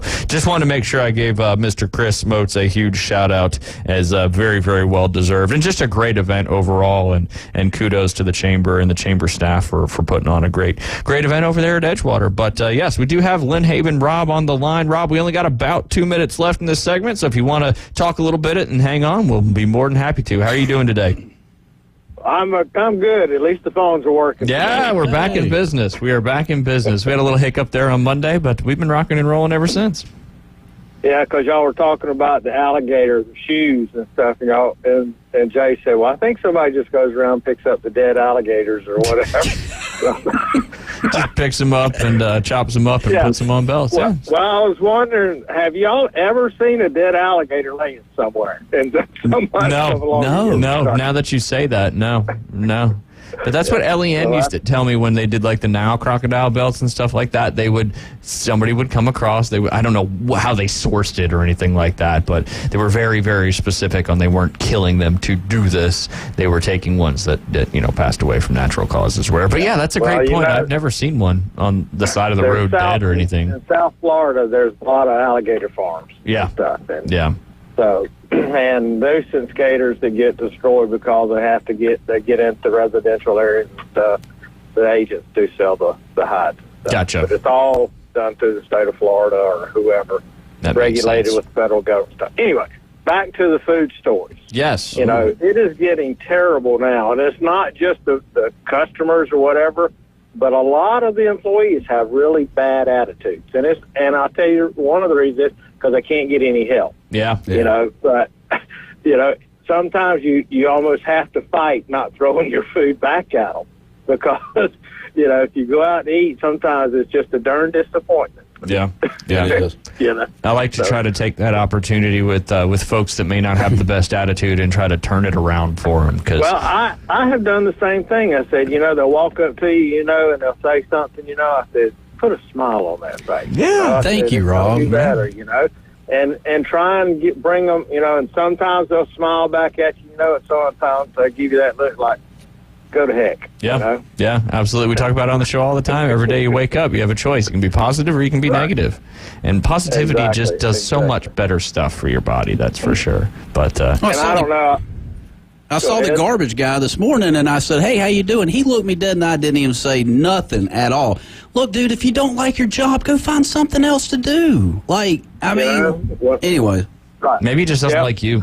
It could be. I don't know. I've never seen him before, but they just sell your thing. Just be nice. When I was growing up, all the garbage trucks had two guys on the back of it, Yeah. And they were always just as friendly and nice and, But, well, now anyway. half of them are just ran by one guy, and they got the mechanical arm. So maybe that's it. Technology taken away from the customer service aspect. Could be right. The city, and that's why the cities don't have any no labor when they need somebody to go around. We got a storm coming, put everything up, clean out the drain systems and stuff because they don't have any extra employees. They got rid of them all. Yep. It's a weird time. That is for sure. But back to the sports thing. Earlier when Jay was on, y'all were talking about memorable movies. Yes. Unrealistic moments in sports movies. Yeah. And I think they should put Bob Uecker in the Hall of Fame because of just the stories that he tells about Major League Baseball. Yeah. I think that's he was on Johnny Carson years ago. He did play on a World Series team, and they won the World Series.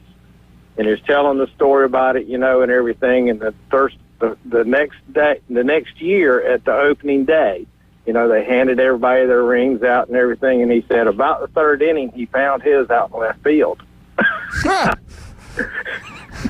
But, man, but yeah, I wish I could listen to the Cleveland Indians baseball games because he does an excellent job. Oh, is he? That's of calling them local radio and stuff for them. So, well, maybe he'll get into the Broadcasters Hall of Fame. We'll pull for that. That's for sure. That's for sure. Well, David Hayes ought to make it one day too. Oh, 100%. I believe 100%. That. One of the best in the biz. That is for sure. Rob, we got to take a quick break. You want to hang on, or is that kind of what you were covering? That kind of just wrapped it up. I just want to make sure the phones are working. Yeah. Tell y'all, I'll have a good weekend. You do the same. Rob. Enjoy the weather. That's certainly getting more beautiful by the day. That is for sure. You guys are listening to The Inside Drive. A couple segments left today, and then it'll be the weekend. You guys are tuning in. We appreciate it much. We'll see you when we get back. Your home for college basketball. ESPN Northwest Florida. This Saturday, it's a college basketball doubleheader as the Washington Huskies travel to the McHale Memorial Center in Tucson to take on the Wildcats of Arizona. Coverage starts at 12:30. Then, your number 14th ranked Auburn Tigers are in Athens to battle the Georgia Bulldogs. Coverage starts at 4:30. Tip-off at 5 on your home for college basketball on the Gulf Coast. ESPN Northwest Florida. This is Joanna with ESPN Northwest Florida with your Friday's weather.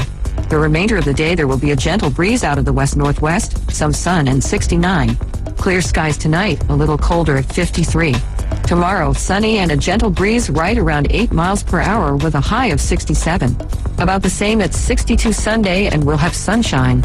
This forecast is sponsored by Mid-South Lumber, the best little lumber yard in Panama City. Thank you for keeping that dial at ESPN Northwest Florida. Rely on it. Bestway Portable Buildings has been your portable building specialist since 1989. Before you invest your hard-earned money someplace else, owner Jason Mulder invites you to stop by Bestway and get a quote on just about any size building. And whether you buy with Bestway or not, it's worth the trip just to meet Bestway Buddy. Say hello, buddy. Good boy. Bestway Portable Buildings, just north of Hartz Marine on 231, and online at bestwayportablebuildings.com. The best in portable, period. Tell them Buddy sent ya. Los Rancheros has been doing it right for 20 years. Los Rancheros brings a top-shelf dining experience to you with the opening of their beautiful new building. Watch all college and pro games on Los Rancheros' 14 large-screen TVs with great drink specials daily from 2 to 5 and during all the games. Los Rancheros, the place for live sports and great food on 23rd Street between Jenks and Harrison. The only place to get sports betting coverage on the radio. Is this legal? Broadcasting from the Bill Kramer Chevrolet Buick GMC and Kramer Marine Outdoor Studios. It's the Inside Drive with Ryan Mulvey on ESPN Northwest Florida. And welcome back. You're listening to the Inside Drive live here on ESPN Northwest Florida. Yes, Subway is expensive, Beth. I agree with that for sure. It is. I totally agree, Beth. I mean, it used to be like $9 for a footlong, and now it's like 19. Yeah. What? It used to be $5 for a footlong. Yeah. Well, that's before our friend Jared got himself in some hot water, that's for sure. But Caveman Rick commented a couple times, and I missed it. The knuckle puck that was in the Mighty Ducks movies, very unrealistic. You can certainly hit a knuckle puck, but it does not do what was that? Who used to shoot that one? God, I forget the kid's name. The movie kid, the actual name of the movie. I got you. It's knuckle puck time. And then she also had Fulton. Fulton wasn't the one that shot it. It was the Kenan Thompson, I think, is the one that shot the knuckle puck, wasn't it? I don't know. I can't. You didn't really watch the Mighty Ducks movies, but good stuff there. Some breaking news just came out. The NFL has officially announced what the new salary cap will be in the 2024 season, which is actually going to help out the San Francisco 49ers a little bit. It has been raised to $255.4 million per club, with an additional $74 million per club payment for player benefits, which includes performance-based pay and benefits for retired players. Total 2024 player costs will be $329.4 million per club, or more than $10.5 billion league-wide. It's a Taylor Swift song. You see what he's doing there? I do. Yeah. Taylor. I stay up too late. I only know this song because of the movie Sing, which is a great animated movie, by the way. Really keeps you in. Yeah. But yeah, so that's actually some good news for those teams that were a little worried about staying under that salary cap.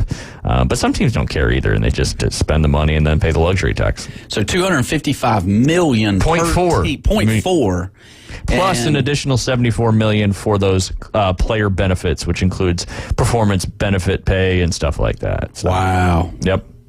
It just keeps on going up. And then how many player on a roster you feel like? Well, you've got, it's a 55 is your active roster. Okay. But then you also have the practice squad and your scout teams and stuff like that. So I don't know the exact number of like what in organization their pay goes into. I don't know that one. A number. Let's just say there's 55 players. That is. Well, that's your active roster. Yeah. Yeah, $4.5 million average per player. Yep. One of the things, too, I was reading about the 49ers is between Deebo Samuel and Brandon Ayuk, they've got tied up like $50 million in cap space, and the Niners throw the ball less than any team in the league. So that makes you think, like, it's kind of like Oregon Trail. Yep. You got to know what you're doing. And what did he say? No, don't buy guns. Or don't buy too many bullets. Don't buy too many bullets. You may run out of money. You better watch yourself, Jay. Oh yeah. That's the wrong part of town to be saying something like that. Yeah. Oregon Trail. Yeah. The video game. Yeah. The video game. Yeah. All right. We talked a little bit about it yesterday, and I want to dive into this story just a little bit. I probably closed it out. I'm mad at myself. I'll pull it back up. It was Kenan Thompson with the knuckle puck. Russ Tyler was the character that he played. He also taught that move to good old PK Subban. Oh, there you go. Who played on the Devils. He's now an analyst. Steve says Bob Uecker is in the Baseball Hall of Fame, and his induction speech was very funny. So you'll have to check. There you go, Lynn Haven Rob. If you're still listening, go search up his induction speech there into the Hall of Fame. Thank you, Steve. And that's why you never want to play trivia against Steve, especially sports trivia. You'll get waxed. That's for sure. Yeah. Why did I close this out? I'm a little disappointed in myself. What were we looking for? First, we'll do this one first. So, probably a rumor, but the New York Post, which is a little bit of a tabloid, the title of this article is Rory McIlroy's former agent floats stunning $950 million live golf defection. It's a possibility. Rory's say that number one more time. $950 million.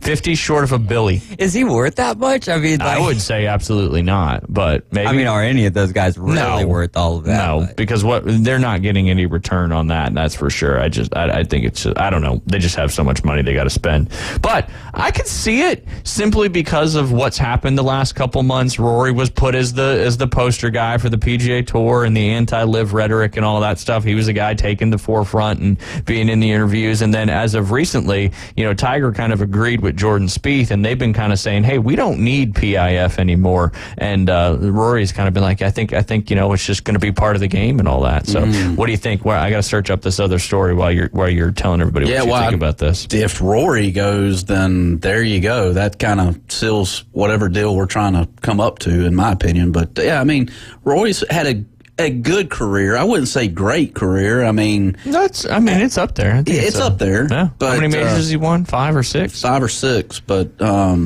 he's finished top 10, top 20 a lot more. I feel like. But yeah, no. I mean, if we lose Rory in the PGA, that could seal the deal. Yeah. Whatever deal we're trying to. They got to figure some stuff out. That's for sure. Yeah. All right. Did I not plug in? I'll plug in here in the next segment. So I forget. I plug it in, but then I don't plug it in. And it's not Glaze. All right. We talked about it yesterday. Charlie Woods, Tiger's son, 15 years old. He was trying to qualify for his very first PGA Tour tournament this week, the Cognizant Classic, formerly known as the Honda Classic, and he was doing one of the 4 pre-qualifying events. And this story is from golfmagic.com, which if you're wanting a lot of good controversial golf stories, golfmagic.com is a great place for that. But Tiger Woods' teenage son Charlie treated appallingly during PGA Tour bid. Unfortunately, the 14-year-old, it didn't go to plan, and the 15-year-old, it didn't go to plan. The teenage golfer ended up shooting a 16 over par 86 to miss out on advancing. I think one of those holes he had a 12 on as well. He was playing in a pre-qualifying round for the Cognizant Classic in Palm Beaches, held at Lost Lake Golf Club. That's in Hobie, South Carolina. Hobie, Florida, or Hobe. I think it's Hobie, like a Hobie kayak. Yeah. But Charlie was followed round the course by his mother, which we talked about yesterday. So there she is. She made a sighting. Ela Nordegren was there and had quite a large gathering. Not surprising. Sure. According to the report by the Palm Beach Post, Charlie was subjected to some simply appalling behavior. That included spectators ignoring requests from tournament officials to not walk on the fairway. One spectator demanding Charlie sign a copy of Tiger's book, How I Play Golf. Like I said, he shot what was it, 15, or he shot 86. Was that 14 over par? Yeah, 14 over par. Shot a little 47 on the front nine, little 39 on the back nine. Obviously playing for that pre-qualifying spot. But according to the report, Charlie did have a 2-man security detail with him, so things could have been a lot worse. Tiger, 48 years old, reportedly was not in attendance at the event to watch his son compete. He made his first appearance on the tour when he won 82 times when he was 16 years old at the Nissan Open. Charlie has been in the spotlight for a few years now since making his debut with his father at the PNC Championship. What do you think, Jay? Come on, people. Like, I mean, give the kid a break. He's 15 years old, and I mean, what are they doing to him? They're like haunting him on the golf course, haunting him like a ghost. Harassing was probably the word you were looking for versus haunting. Yeah. I typically don't haunt very many people. I'm kicking it still, so usually that's from beyond the grave when you get haunted. But I thought we're still on our Halloween segment. But it's only 5 months ago. We're good. Yeah, we're good. But I mean, are you surprised that he was getting the attention he was getting? Yeah. Really? I mean, I think so. I mean, being Tiger Woods' son, sure. And the media blowing this thing up that he's going out for a PGA Tour pre-qualifying. Yeah. You're surprised that he got the attention that he got. Yeah. Huh? Are you? No. He's Tiger Woods' son. He's supposed to be the next biggest thing. This is a pre-qualifier for the PGA Tour. He's 15 years old. Right. Yeah. It'd be the same thing if Bronny was. I don't know. I don't have a good analogy. How many people do you think were following? A lot. Was there a lot of people? Well, it is the same thing with Bronny, though, right? Because he got in the McDonald's All-American game based on his name and his name alone, because it's supposed to be, and I don't mean that meanly. No, I'm just saying, factually speaking, if his name was not LeBron James or Bronny James, he does not get into the McDonald's All-American game. Now, maybe it's like the same as Tiger playing in these tournaments, right? It doesn't necessarily take away because it adds a lot of eyes for these kids who might not have had those eyes otherwise. But on the flip side of that is still he's getting traction for the NBA draft when it's like you're averaging 5.7 points a game. Like, you know what I mean? It's one of those things. So, and I'm not surprised at all about this, Like, and I hate it for him because it's going to make his trick a lot harder. Oh, and that was going to be my next topic. So this has shown us, obviously he's played with his dad in these tournaments, and he's played in state tournaments and AJGA and all those things and has done well. But this is going to show him, look, this is the reality of what your situation is. Yeah. If you're going to try to make a run at college golf and professional golf, this is something you're going to have to deal with because you are Tiger Woods' son and you chose to play golf and you're very good at it. So obviously he didn't play well. So that means one or two things. I mean, he's a kid. He's 15 years old. So it's so hard. And we talk about this all the time. Like golf, you have to put out all the distractions. So I guarantee he shot that 86 because of these distractions that were going on. But at the same token of that, if he's gonna play college golf and try to make it on tour, which I'm assuming he's gonna be doing both or trying to do both. Yeah. He's gonna have to deal with this. It's gonna be part of it. So he's gonna have to learn how to be mentally stronger a lot quicker than a lot of other kids his age with the same ability are gonna have to do, simply because he's Tiger Woods' son. And as much as it sucks and it's unfair, it's the reality of the situation. So it's something he's going to have to deal with. Yeah. And the thing is I think there was a book back in the day called Training Up a Tiger. Maybe we come up with Training Up a Cub or something with Charlie. Ooh, Cub hits his favorite uniform. Look at that. You brought it full circle one more time. I did. But, this is what Earl, taught Tiger back in the day. He would shout in his backswing. He would do things and stuff. So, this is... he's getting trained minus having Tiger there. Tiger, first of all, Tiger should have been there. I mean, wouldn't you think Tiger should be there? Anyways. I would have thought so. Yeah. I would have been there. Right? I would have done anything to be there for He has the flu, Charlie. though. Oh, that's right. So he might feel good. The man flu. Well, and he lives in Jupiter. Well, yeah, that's right down the street. Yeah, just right up the road. Well, shame on Tiger. His mom was there, though. Yeah. That may be why Tiger wasn't there. No, I don't know. Maybe. I don't know. Maybe. I think they have a good relationship, though. I mean, for at least what the media I would hope so. She's got a boat ton of money from him. It's true.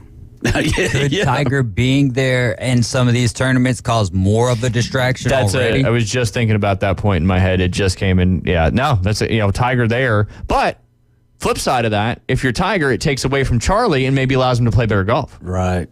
Also a great point. Yeah. Or do you put Tiger on the bag? Wonder who was on the bag. That's a good question. I don't wonder who was on the. They may not even be information you can find, but I'm hoping maybe it was fluff. 86 though. That's rough. Yeah, that is. I mean, but JJ LaCava or LaCava. Joe LaCava? Oh, Joe LaCava. Okay. Yeah. And that's why I love bringing up golf stuff to y'all. Is I learned so much. Well, and Joe was Tiger's caddy, but now he's his most recent one. Yeah, right? but he's switched now because I think Joe is with Patrick Cantlay. Mm-hmm. But you said JJ LaCava? Yeah. Okay, so maybe that's not Joe LaCava. Maybe it's could be his brother. And that was the Cognizant Classic. Yep. Yeah. The so they had to be pre-qualifying. cognizant of what they was doing, and it wasn't. That's a weird, nice. That's a weird sponsorship too. You went from Honda to Cognizant. I don't even know what Cognizant is, but I guess that's the beauty of the sponsorship. You go to the old Google and find out what that is. That's right. All of a sudden, you've learned something, and now you get served with ads about whatever that's all about. Yeah. And then you get annoyed with it, and then you don't like the brand anymore. Multinational Informational Technology Service There and you go. Consulting Company. It is headquartered in Teaneck, New Jersey. Ooh, Teaneck. Played some You know where hockey. that Oh is? yeah, absolutely. It's right off the turnpike. How do you spell like T-neck? T like the letter T? Yeah, that's how this. I mean, that's how it's spelled. Yeah, I played some hockey there. That's like me during the summer. It goes from a little bit of a redneck to a tea-colored neck. Yep. While drinking tea. That's right. Oh, absolutely. But I'm gonna drink a lot of sweet tea this summer. Thirsty. Sugar. Lots of sugar in that. Got Well, to. depending on the sweet tea. And you drink sweet- homemade. I don't drink sweet tea. No. Oh man, let me make you some. No. Bring you up here. It makes me much more thirsty. Yeah. It's like dehydration You 101. just keep drinking it. Yeah. It's a very bad cycle. It is. I You're can't. better off drinking some water. Yeah, unsweet tea, no way. I'm just going straight water because that's about what it tastes like to me. Amen, brother. Yeah, it's just people who drink unsweet tea, the elevator goes to about 412 on a 20-store hotel. Yeah, okay. Oh, since I offended unsweet tea drinkers, we're going to go ahead and take a break. It's our final segment of the day. I forgot to do a pick'em last week, and neither one of you reminded me. So we're going to do our pick'em here in the last segment. You're listening to The Inside Drive, live on ESPN Northwest Florida. ESPN Northwest Florida. The afternoon underdogs. There's some like regular plain old jerseys out there for little league kids that look better than what Major League Baseball has. And Trey Turner, shortstop for the Philadelphia Phillies, says, "I know everyone hates them," he told the AP. "We all liked what we had and we understand business, but I think everyone wanted to keep it the same way for the most part." 4 to 6 weekdays. 104.3 ESPN Northwest Florida. It's time for a new kitchen from Kitchen Designs. Kitchen Designs in Panama City Beach and Santa Rosa Beach offers full service cabinets, countertops, and flooring. Cash and carry cabinets available the next day. Kitchen Designs has been family owned and operated for over 20 years. Ask for your free cutting board with any purchase through March 10th. Call Kitchen Designs 850-775-4150 or stop by their showroom 7934 Front Beach Road and on Lynn Drive in Santa Rosa Beach. What's that sound? That's the sound of Downy Unstoppable scent beads going into your washing machine and giving your clothes freshness that lasts all day long. There it is again. It's like music to your ears, or more like music to your nose. That freshness is irresistible. Let's get a Downy Unstoppables bottle shake. And now a sniff solo. Nice. Get 6 times longer lasting freshness plus odor protection with Downy Unstoppables in-wash scent beads. Bestway Portable Buildings has been your portable building specialist since 1989. Before you invest your hard-earned money someplace else, owner Jason Mulder invites you to stop by Bestway and get a quote on just about any size building. And whether you buy with Bestway or not, it's worth the trip just to meet Bestway Buddy. Say hello, buddy. Good boy. Bestway Portable Buildings, just north of Harts Marine on 231 and online at bestwayportablebuildings.com. The best in portable, period. Tell them Buddy sent ya. You hear it first. Sports talk right now. Back to the Inside Drive with Ryan Mulvey. It all seems a bit overwhelming at first. Broadcasting from the Bill Kramer Chevrolet Buick GMC and Kramer Marine Outdoor Studios. Something makes me think you'll get used to it. On ESPN Northwest Florida. And welcome back. You're listening to The Inside Drive on this beautiful Friday. It's still a little cloudy out there, but it is much warmer this morning when you woke up, and I think that's the trend. Hopefully, we're going to stay on as we approach March 1st next Friday.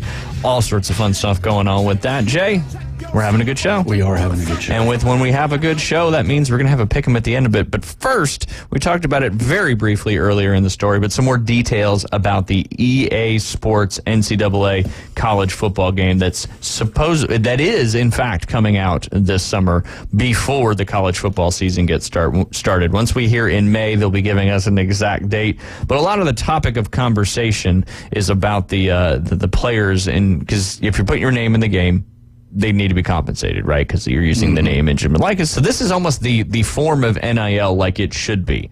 So EA announced that every player is going to get a copy of the game as well as $600. Well, there was a lot of pushback from a lot of people, fans, media, whatever it may be. $600, that's nothing. But when you take the 11,000 athletes that play Division I and other levels of college football, you times that by 600, you're talking about a lot of cash, that is for sure. So just to dive into it a little bit enough, the game is coming back this summer after 11 long years of away, and the vision became a little more tangible yesterday when EA began allowing college football players to opt into its NIL program as compensation for appearing. And star players immediately began posting about their involvement, which really makes my heart happy that these kids care about being in this video game, because, I mean, a lot of these kids, they're not going to go on to play NFL football. So to be in a video game, and like for us, you know, we all kind of grew up in the era when NCAA, at the time, NCAA college football came out, and we played it, you know, got it year in and year out. And it always seemed like, you know, the Madden's awesome too, and Madden's kind of had to take the forefront the last 11 years because NCAA has been gone, but the college one was just always just seemed to be a little bit better. Yeah. And I don't really know why. I think it's just the opportunity of, you know, seeing the different stadiums and being able to use your alma mater if it's a lower, you know, school and that kind of stuff. But like I said, the EA announced all 134 FBS teams will be in the game. Players who choose to opt in will receive $600 and a free copy of the game. The players will be paid annually and can opt out of the game at any point in the future. My excitement gave way to wondering whether $600 is fair. I did some math with some help from Chris Vanini, who has been all over this thing. Is $600 enough per player? He said, I don't know. If the game sells 2 million copies, then we'll really have that conversation. It's been a decade since we had this game, so there's not exactly a complete market to compare it to. But Madden has always sold far more than NCAA. In 2013, Madden 2013 sold 1.6 million copies in its first week. As far as I can tell, NCAA sold a bit more than 1 million total. I assume the first one will spike after the later editions settle into the same position. There are 11,000 players eligible for this $600. There are just 1,700 players in the NFL comparatively. So how's that math shake out? We also don't know how much the NFL players make from Madden. They're not individually given a check each year by video game companies. The NFLPA has its own licensing agreement and gets the money. That's distributed in an undisclosed way. Some estimates say it's about $17,000. Has anyone raised a flag on this? He went on to say, almost every college football player I've talked to at various media days said they do it for free. They just want to be in the game they love to play. They also don't have much leverage, especially without a players union, which I believe will be hard to create one day in the future, even if players become employees. A reminder from the story in the 2010's Ed O'Bannon's case, which halted the game's production due to NIL legality, EA Sports said it was willing to compensate players for their likeness. Imagine if the NCAA had agreed in order to stave off one of its many lawsuits. Do we get the NIL compensation in college sports 10 years earlier? And is the game ever leaving? He goes on to say, while the multiverse version of me on that timeline has been enjoying Dynasty mode all along, I am plotting another game night with some of the same friends when College 25 drops. Thoughts? If you go back to 1998, and let's just say I decided that, hey, look, I wanted to play college baseball, and Sega Genesis at the time did a college baseball deal, right? They reached out to me, dude, I would want to pay them to put me on the game. Good perspective. I mean, we got it all backwards. I mean, I'm throwing facts out there. But anyway. I hear you. I hear you. One of the things I was thinking about when you were talking Madden being NCAA being kind of ahead of Madden, and I don't think it was necessarily that for me. Yeah. My perspective on it would be that NCAA came out first, and so by the time Madden came around, it was almost like there wasn't new additions. It was almost like the same type of game. Yeah. Just with different players and different venues and that stuff. So, but I think it's going to be 2 million copies is going to be blown out of the water because it's been 10 years. Yeah, Now nostalgia. We'll I mean, we talked about Oregon Trail earlier. Yeah. I mean, it's the nostalgia of those video games that you played when technology was so. I mean, this is going to be the first. I mean, we've seen what Madden's done year in and year out with the graphics and the gameplay and the I mean, it just makes it. You know, you have to almost have a PhD to be able to play the game as successfully as some of these people do. But it's going to be cool to see college football and all these kids. And it's been sometimes when something's gone for. I mean, look at Top Gun 2 Maverick, right? Mm-hmm. It blew it out of the water in the box office. Yeah. And it had been 30 years almost in between the two movies. And obviously that's comparing a little bit of apples to oranges, but I think it's going to be a cool thing. So I think it's cool. And I think I really like to hear the players and the excitement they have. That they do it for free just for the love of the game. And we've seen Madden get so watered down from year to year. There was a stretch, and we've talked about this before, I believe, but from 04 to 05, where back in the early 2000s, you could see the difference in graphics and everything, and then it became watered down. And I think, like you said, I think millions of copies are being bought out on this thing come summer. I mean, I really do. I agree. Yeah. I agree. I might be in the minority, but I just think Madden over the last 2 years has really taken some big strides. As far as for me, like whenever I'm playing, I feel like what I'm doing with my controller, with the controller, is actually happening in the game. And it's not like, why the heck did he throw like that? Because you have so many different ways to throw the ball. And I don't know. I think they've done a really good job. Yeah. Yeah. I would agree with that for sure. When's the last time you played a Madden game? I mean, it has been. It had been the last 2 years. Yeah. Well, maybe. No, I have, but not a lot. But it was Madden 2004 when I played it. Yeah, it was on the old Nintendo. Yeah. I think, when did the first Madden come out? Like 95, 94. Like Ooh, I remember it. 94. I just remember NHL 94 was a great one. Well, look at that right there. Madden 94 right in front of my face. Yeah. Same. They got Major League Baseball right there. There you go. That's good stuff. 1989 was the first Madden, John Madden football. Dang, I can remember playing it at one of my aunt and uncle's houses in California on Nintendo. I didn't have it, but when I go and stay there, I play a bunch of Madden. It's That's wild. 1989. 35 years ago. You're 4. I was. Yeah. Well, depending on the time of year. True. If it was after August, yes. If it was before August, it was 3. And you're playing Madden at the age of 4. Heck yeah. Yeah. I'm with you. Started early. Yeah. Got to. You don't get this good by not starting early. That's right. That's it. All right, we haven't done a pick 'em in a while. Jay, you got 103. David, 135. And I'm hanging in at 126. I say a while. We missed 1 week. The last week we picked was the Super Bowl week, so we missed last week. So I've got 2 hockey games, 2 NBA games. I got 2 spring training games, which are going to be a little tricky. And then I've got 3 NCAA men's basketball games, and then per your idea, Jay, I've got a NASCAR pick in that last one. So we'll each pick a driver and see whoever finishes the highest will earn the point. So literally, there's only 1 point available for that last pick 'em. If everybody's good with that, I figured it'd be fine. Yes, sir. All right, we're going to start on the NHL side of things, and we're going to start with you, Jay. My poor Devils, the last 2 games has just been brutal. I got excited. Jack Hughes came back. They were playing some good hockey, getting some wins. They got 2 in a row, and then they won that outdoor game, and then they've lost their last 2 games 6-3, and then they lost to the dreaded New York Rangers 5-1 last night. So a little disappointing there. So they have an opportunity. All these games are on Saturday, and this one is going to be the Canadiens at the Devils. Jay, you go first. Canadians at the Devils. Let's go Canadians. I'm going to go with the Canadiens. Yeah, because you don't sound too thrilled about your Devils. I'm not happy right now. We're right there in the wild card bubble, and every game matters, and we're just pissing it away. And you said the Canadians haven't. There hasn't been a Canadian NHL team since win? '93. Since I think '93, and it was the Montreal Canadiens that won it. Let's go Canadians. All right, so you're taking the Canadians. I got to go with my Devils. I'm not going to pick against them. It's kind of like one of those things. David Hayes, what you like? Yeah, I'm going with Jersey, and I'm feel you about how these games matter right now. The Bolts are about to head on a 3-game road trip. They're absolutely atrocious on the road, and they lost last night at the house to the Capitals, so not a good way to head on the road. The Capitals are catching a little bit of fire right now, it seems like. All right, next one is, in fact, the road trip that David Hayes was just talking about. It's the Lightning at the Islanders. I'll go first in this one. I think I'm going to take the Lightning as well. I think they need it. They need it bad, and the Islanders are right there as well. But I'm going to go with the Lightning. All right, I'll go. Hold on, it's not your turn. All right. This is tough, man, because I really don't. I'm not going to pick against my team. I really think the Islanders win this game, but the Bolts need this. The Bolts need this, so I'll go with Tampa Bay. Yeah, absolutely. All right, Jay, now it's your turn. I will go Bob Marley style, and I'll go Islanders. Island, yes. Which has nothing to do with that. What? What an Islander is. Oh, it isn't? It's like a person who works on like a boat. Oh, well, I'm still going Islanders. Hey, I would. It's a good pick.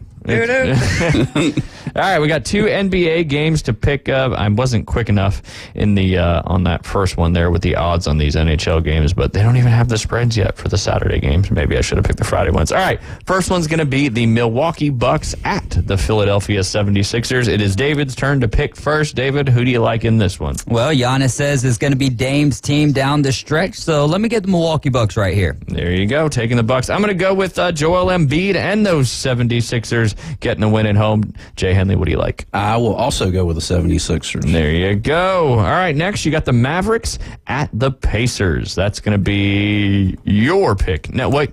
No, my pick now. I'm going to go with those Indiana Pacers, Tyrese Halliburton, and I'm kind of dove into them a little bit. David Hayes and Doc A, they're big Pacer fans, so I'm pulling for those Pacers. So I'm going to pick them in this one against Mark Cuban's Mavericks. I will also go with the Pacers. I like the Pacers. Well, it wasn't your turn, but we'll give you the Pacers, David. Hey, Pacers pretty good at the house. I think they're starting to get that chemistry going, and I don't know if the Mavericks will be able to keep pace with them. Let me get Indiana. There you go. Pacers across the board in that one. Win or lose, everybody's getting a point or nobody's getting a point. All right, let's pivot over to spring training, which is an absolute complete crapshoot. You can still bet on these games, but who knows what's going to happen. The first one, I got the Atlanta Braves at the Tampa Bay Rays. Atlanta is minus 125 in that one. It is David Hayes' turn to lead us off. I'm not going to make our first pick of the year against the Braves, and I love both of these teams, but I love the Braves a lot more. Let's go Atlanta. Absolutely. For those pretty much exact same reasons, I'm going to take the Bravos in this one as well, Jay. But again, it's spring training. You never know what's going to happen. 3 strikes, you're out. Let's go Braves. All right, no changes there. Next, you got the Dodgers at Shohei's. Even though the Dodgers wore out the Padres yesterday 14-1, Shohei did not take in a bat. Maybe he will against his former team this Saturday against the Anaheim Angels. That's the Dodgers at the Angels over there in the Cactus League. What do you think of Jay Henley? Let's go Dodgers. Yeah, maybe Shohei Ohtani shows up a little bit. Well, he better, because you picked 20 home runs in his 50 at-bats in spring training, so he better get on the field. Yeah, he does. That's going to be tough. So you are going with the Dodgers, yes. Huh? Mm-hmm. Okay, David Hayes? I'm going to do a little surprise pick here. Why not? Give me Anaheim. Give me the Los Angeles Angels, rather. I see what I did there. It should have been my pick next, but I was just going to pick whatever the opposite of David. So it actually worked out. He went bold, and I'll go with the Dodgers. Watch, the Angels will win that one, that's for sure. That's a tricky one to spell. It's Dodgers. All right, 3 quick. We got about a minute left. We're going to have to fly. I'm going to have to look up people real quick. Real fast. Fast. Auburn at Georgia. Georgia. Okay, you're Georgia. Yep. I think it was my turn to go first, but that's okay. I'm going to take Auburn, even though on the road's been a little tough, but going to go with those Auburn Tigers. David Hayes? Ugga, going with Georgia. All right, Houston at Baylor, one of the best games of this weekend coming up. I'll start that one off. I'm going to go with the Baylor Bears as I'm riding that David Hayes National Championship pick. Who you got, David? I'll go with Houston in this one. All right. Jay Henley? I'll go Houston as well. All right. Alabama at Kentucky. Huge game for Alabama to try to maintain that lead in the SEC. David, you get to pick first on this one. Roll Tide. There you go.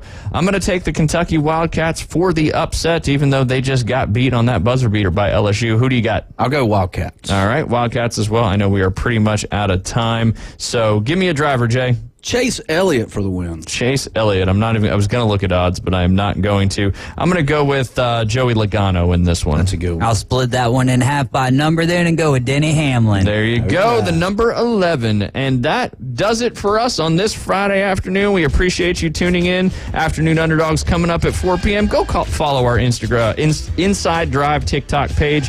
We'll be back on Monday. Y'all have a great weekend. It's the PCB Hobby Takeover with Todd. Mondays at 5:20 on ESPN Northwest Florida. That is a very high-end card and very rare. Todd talks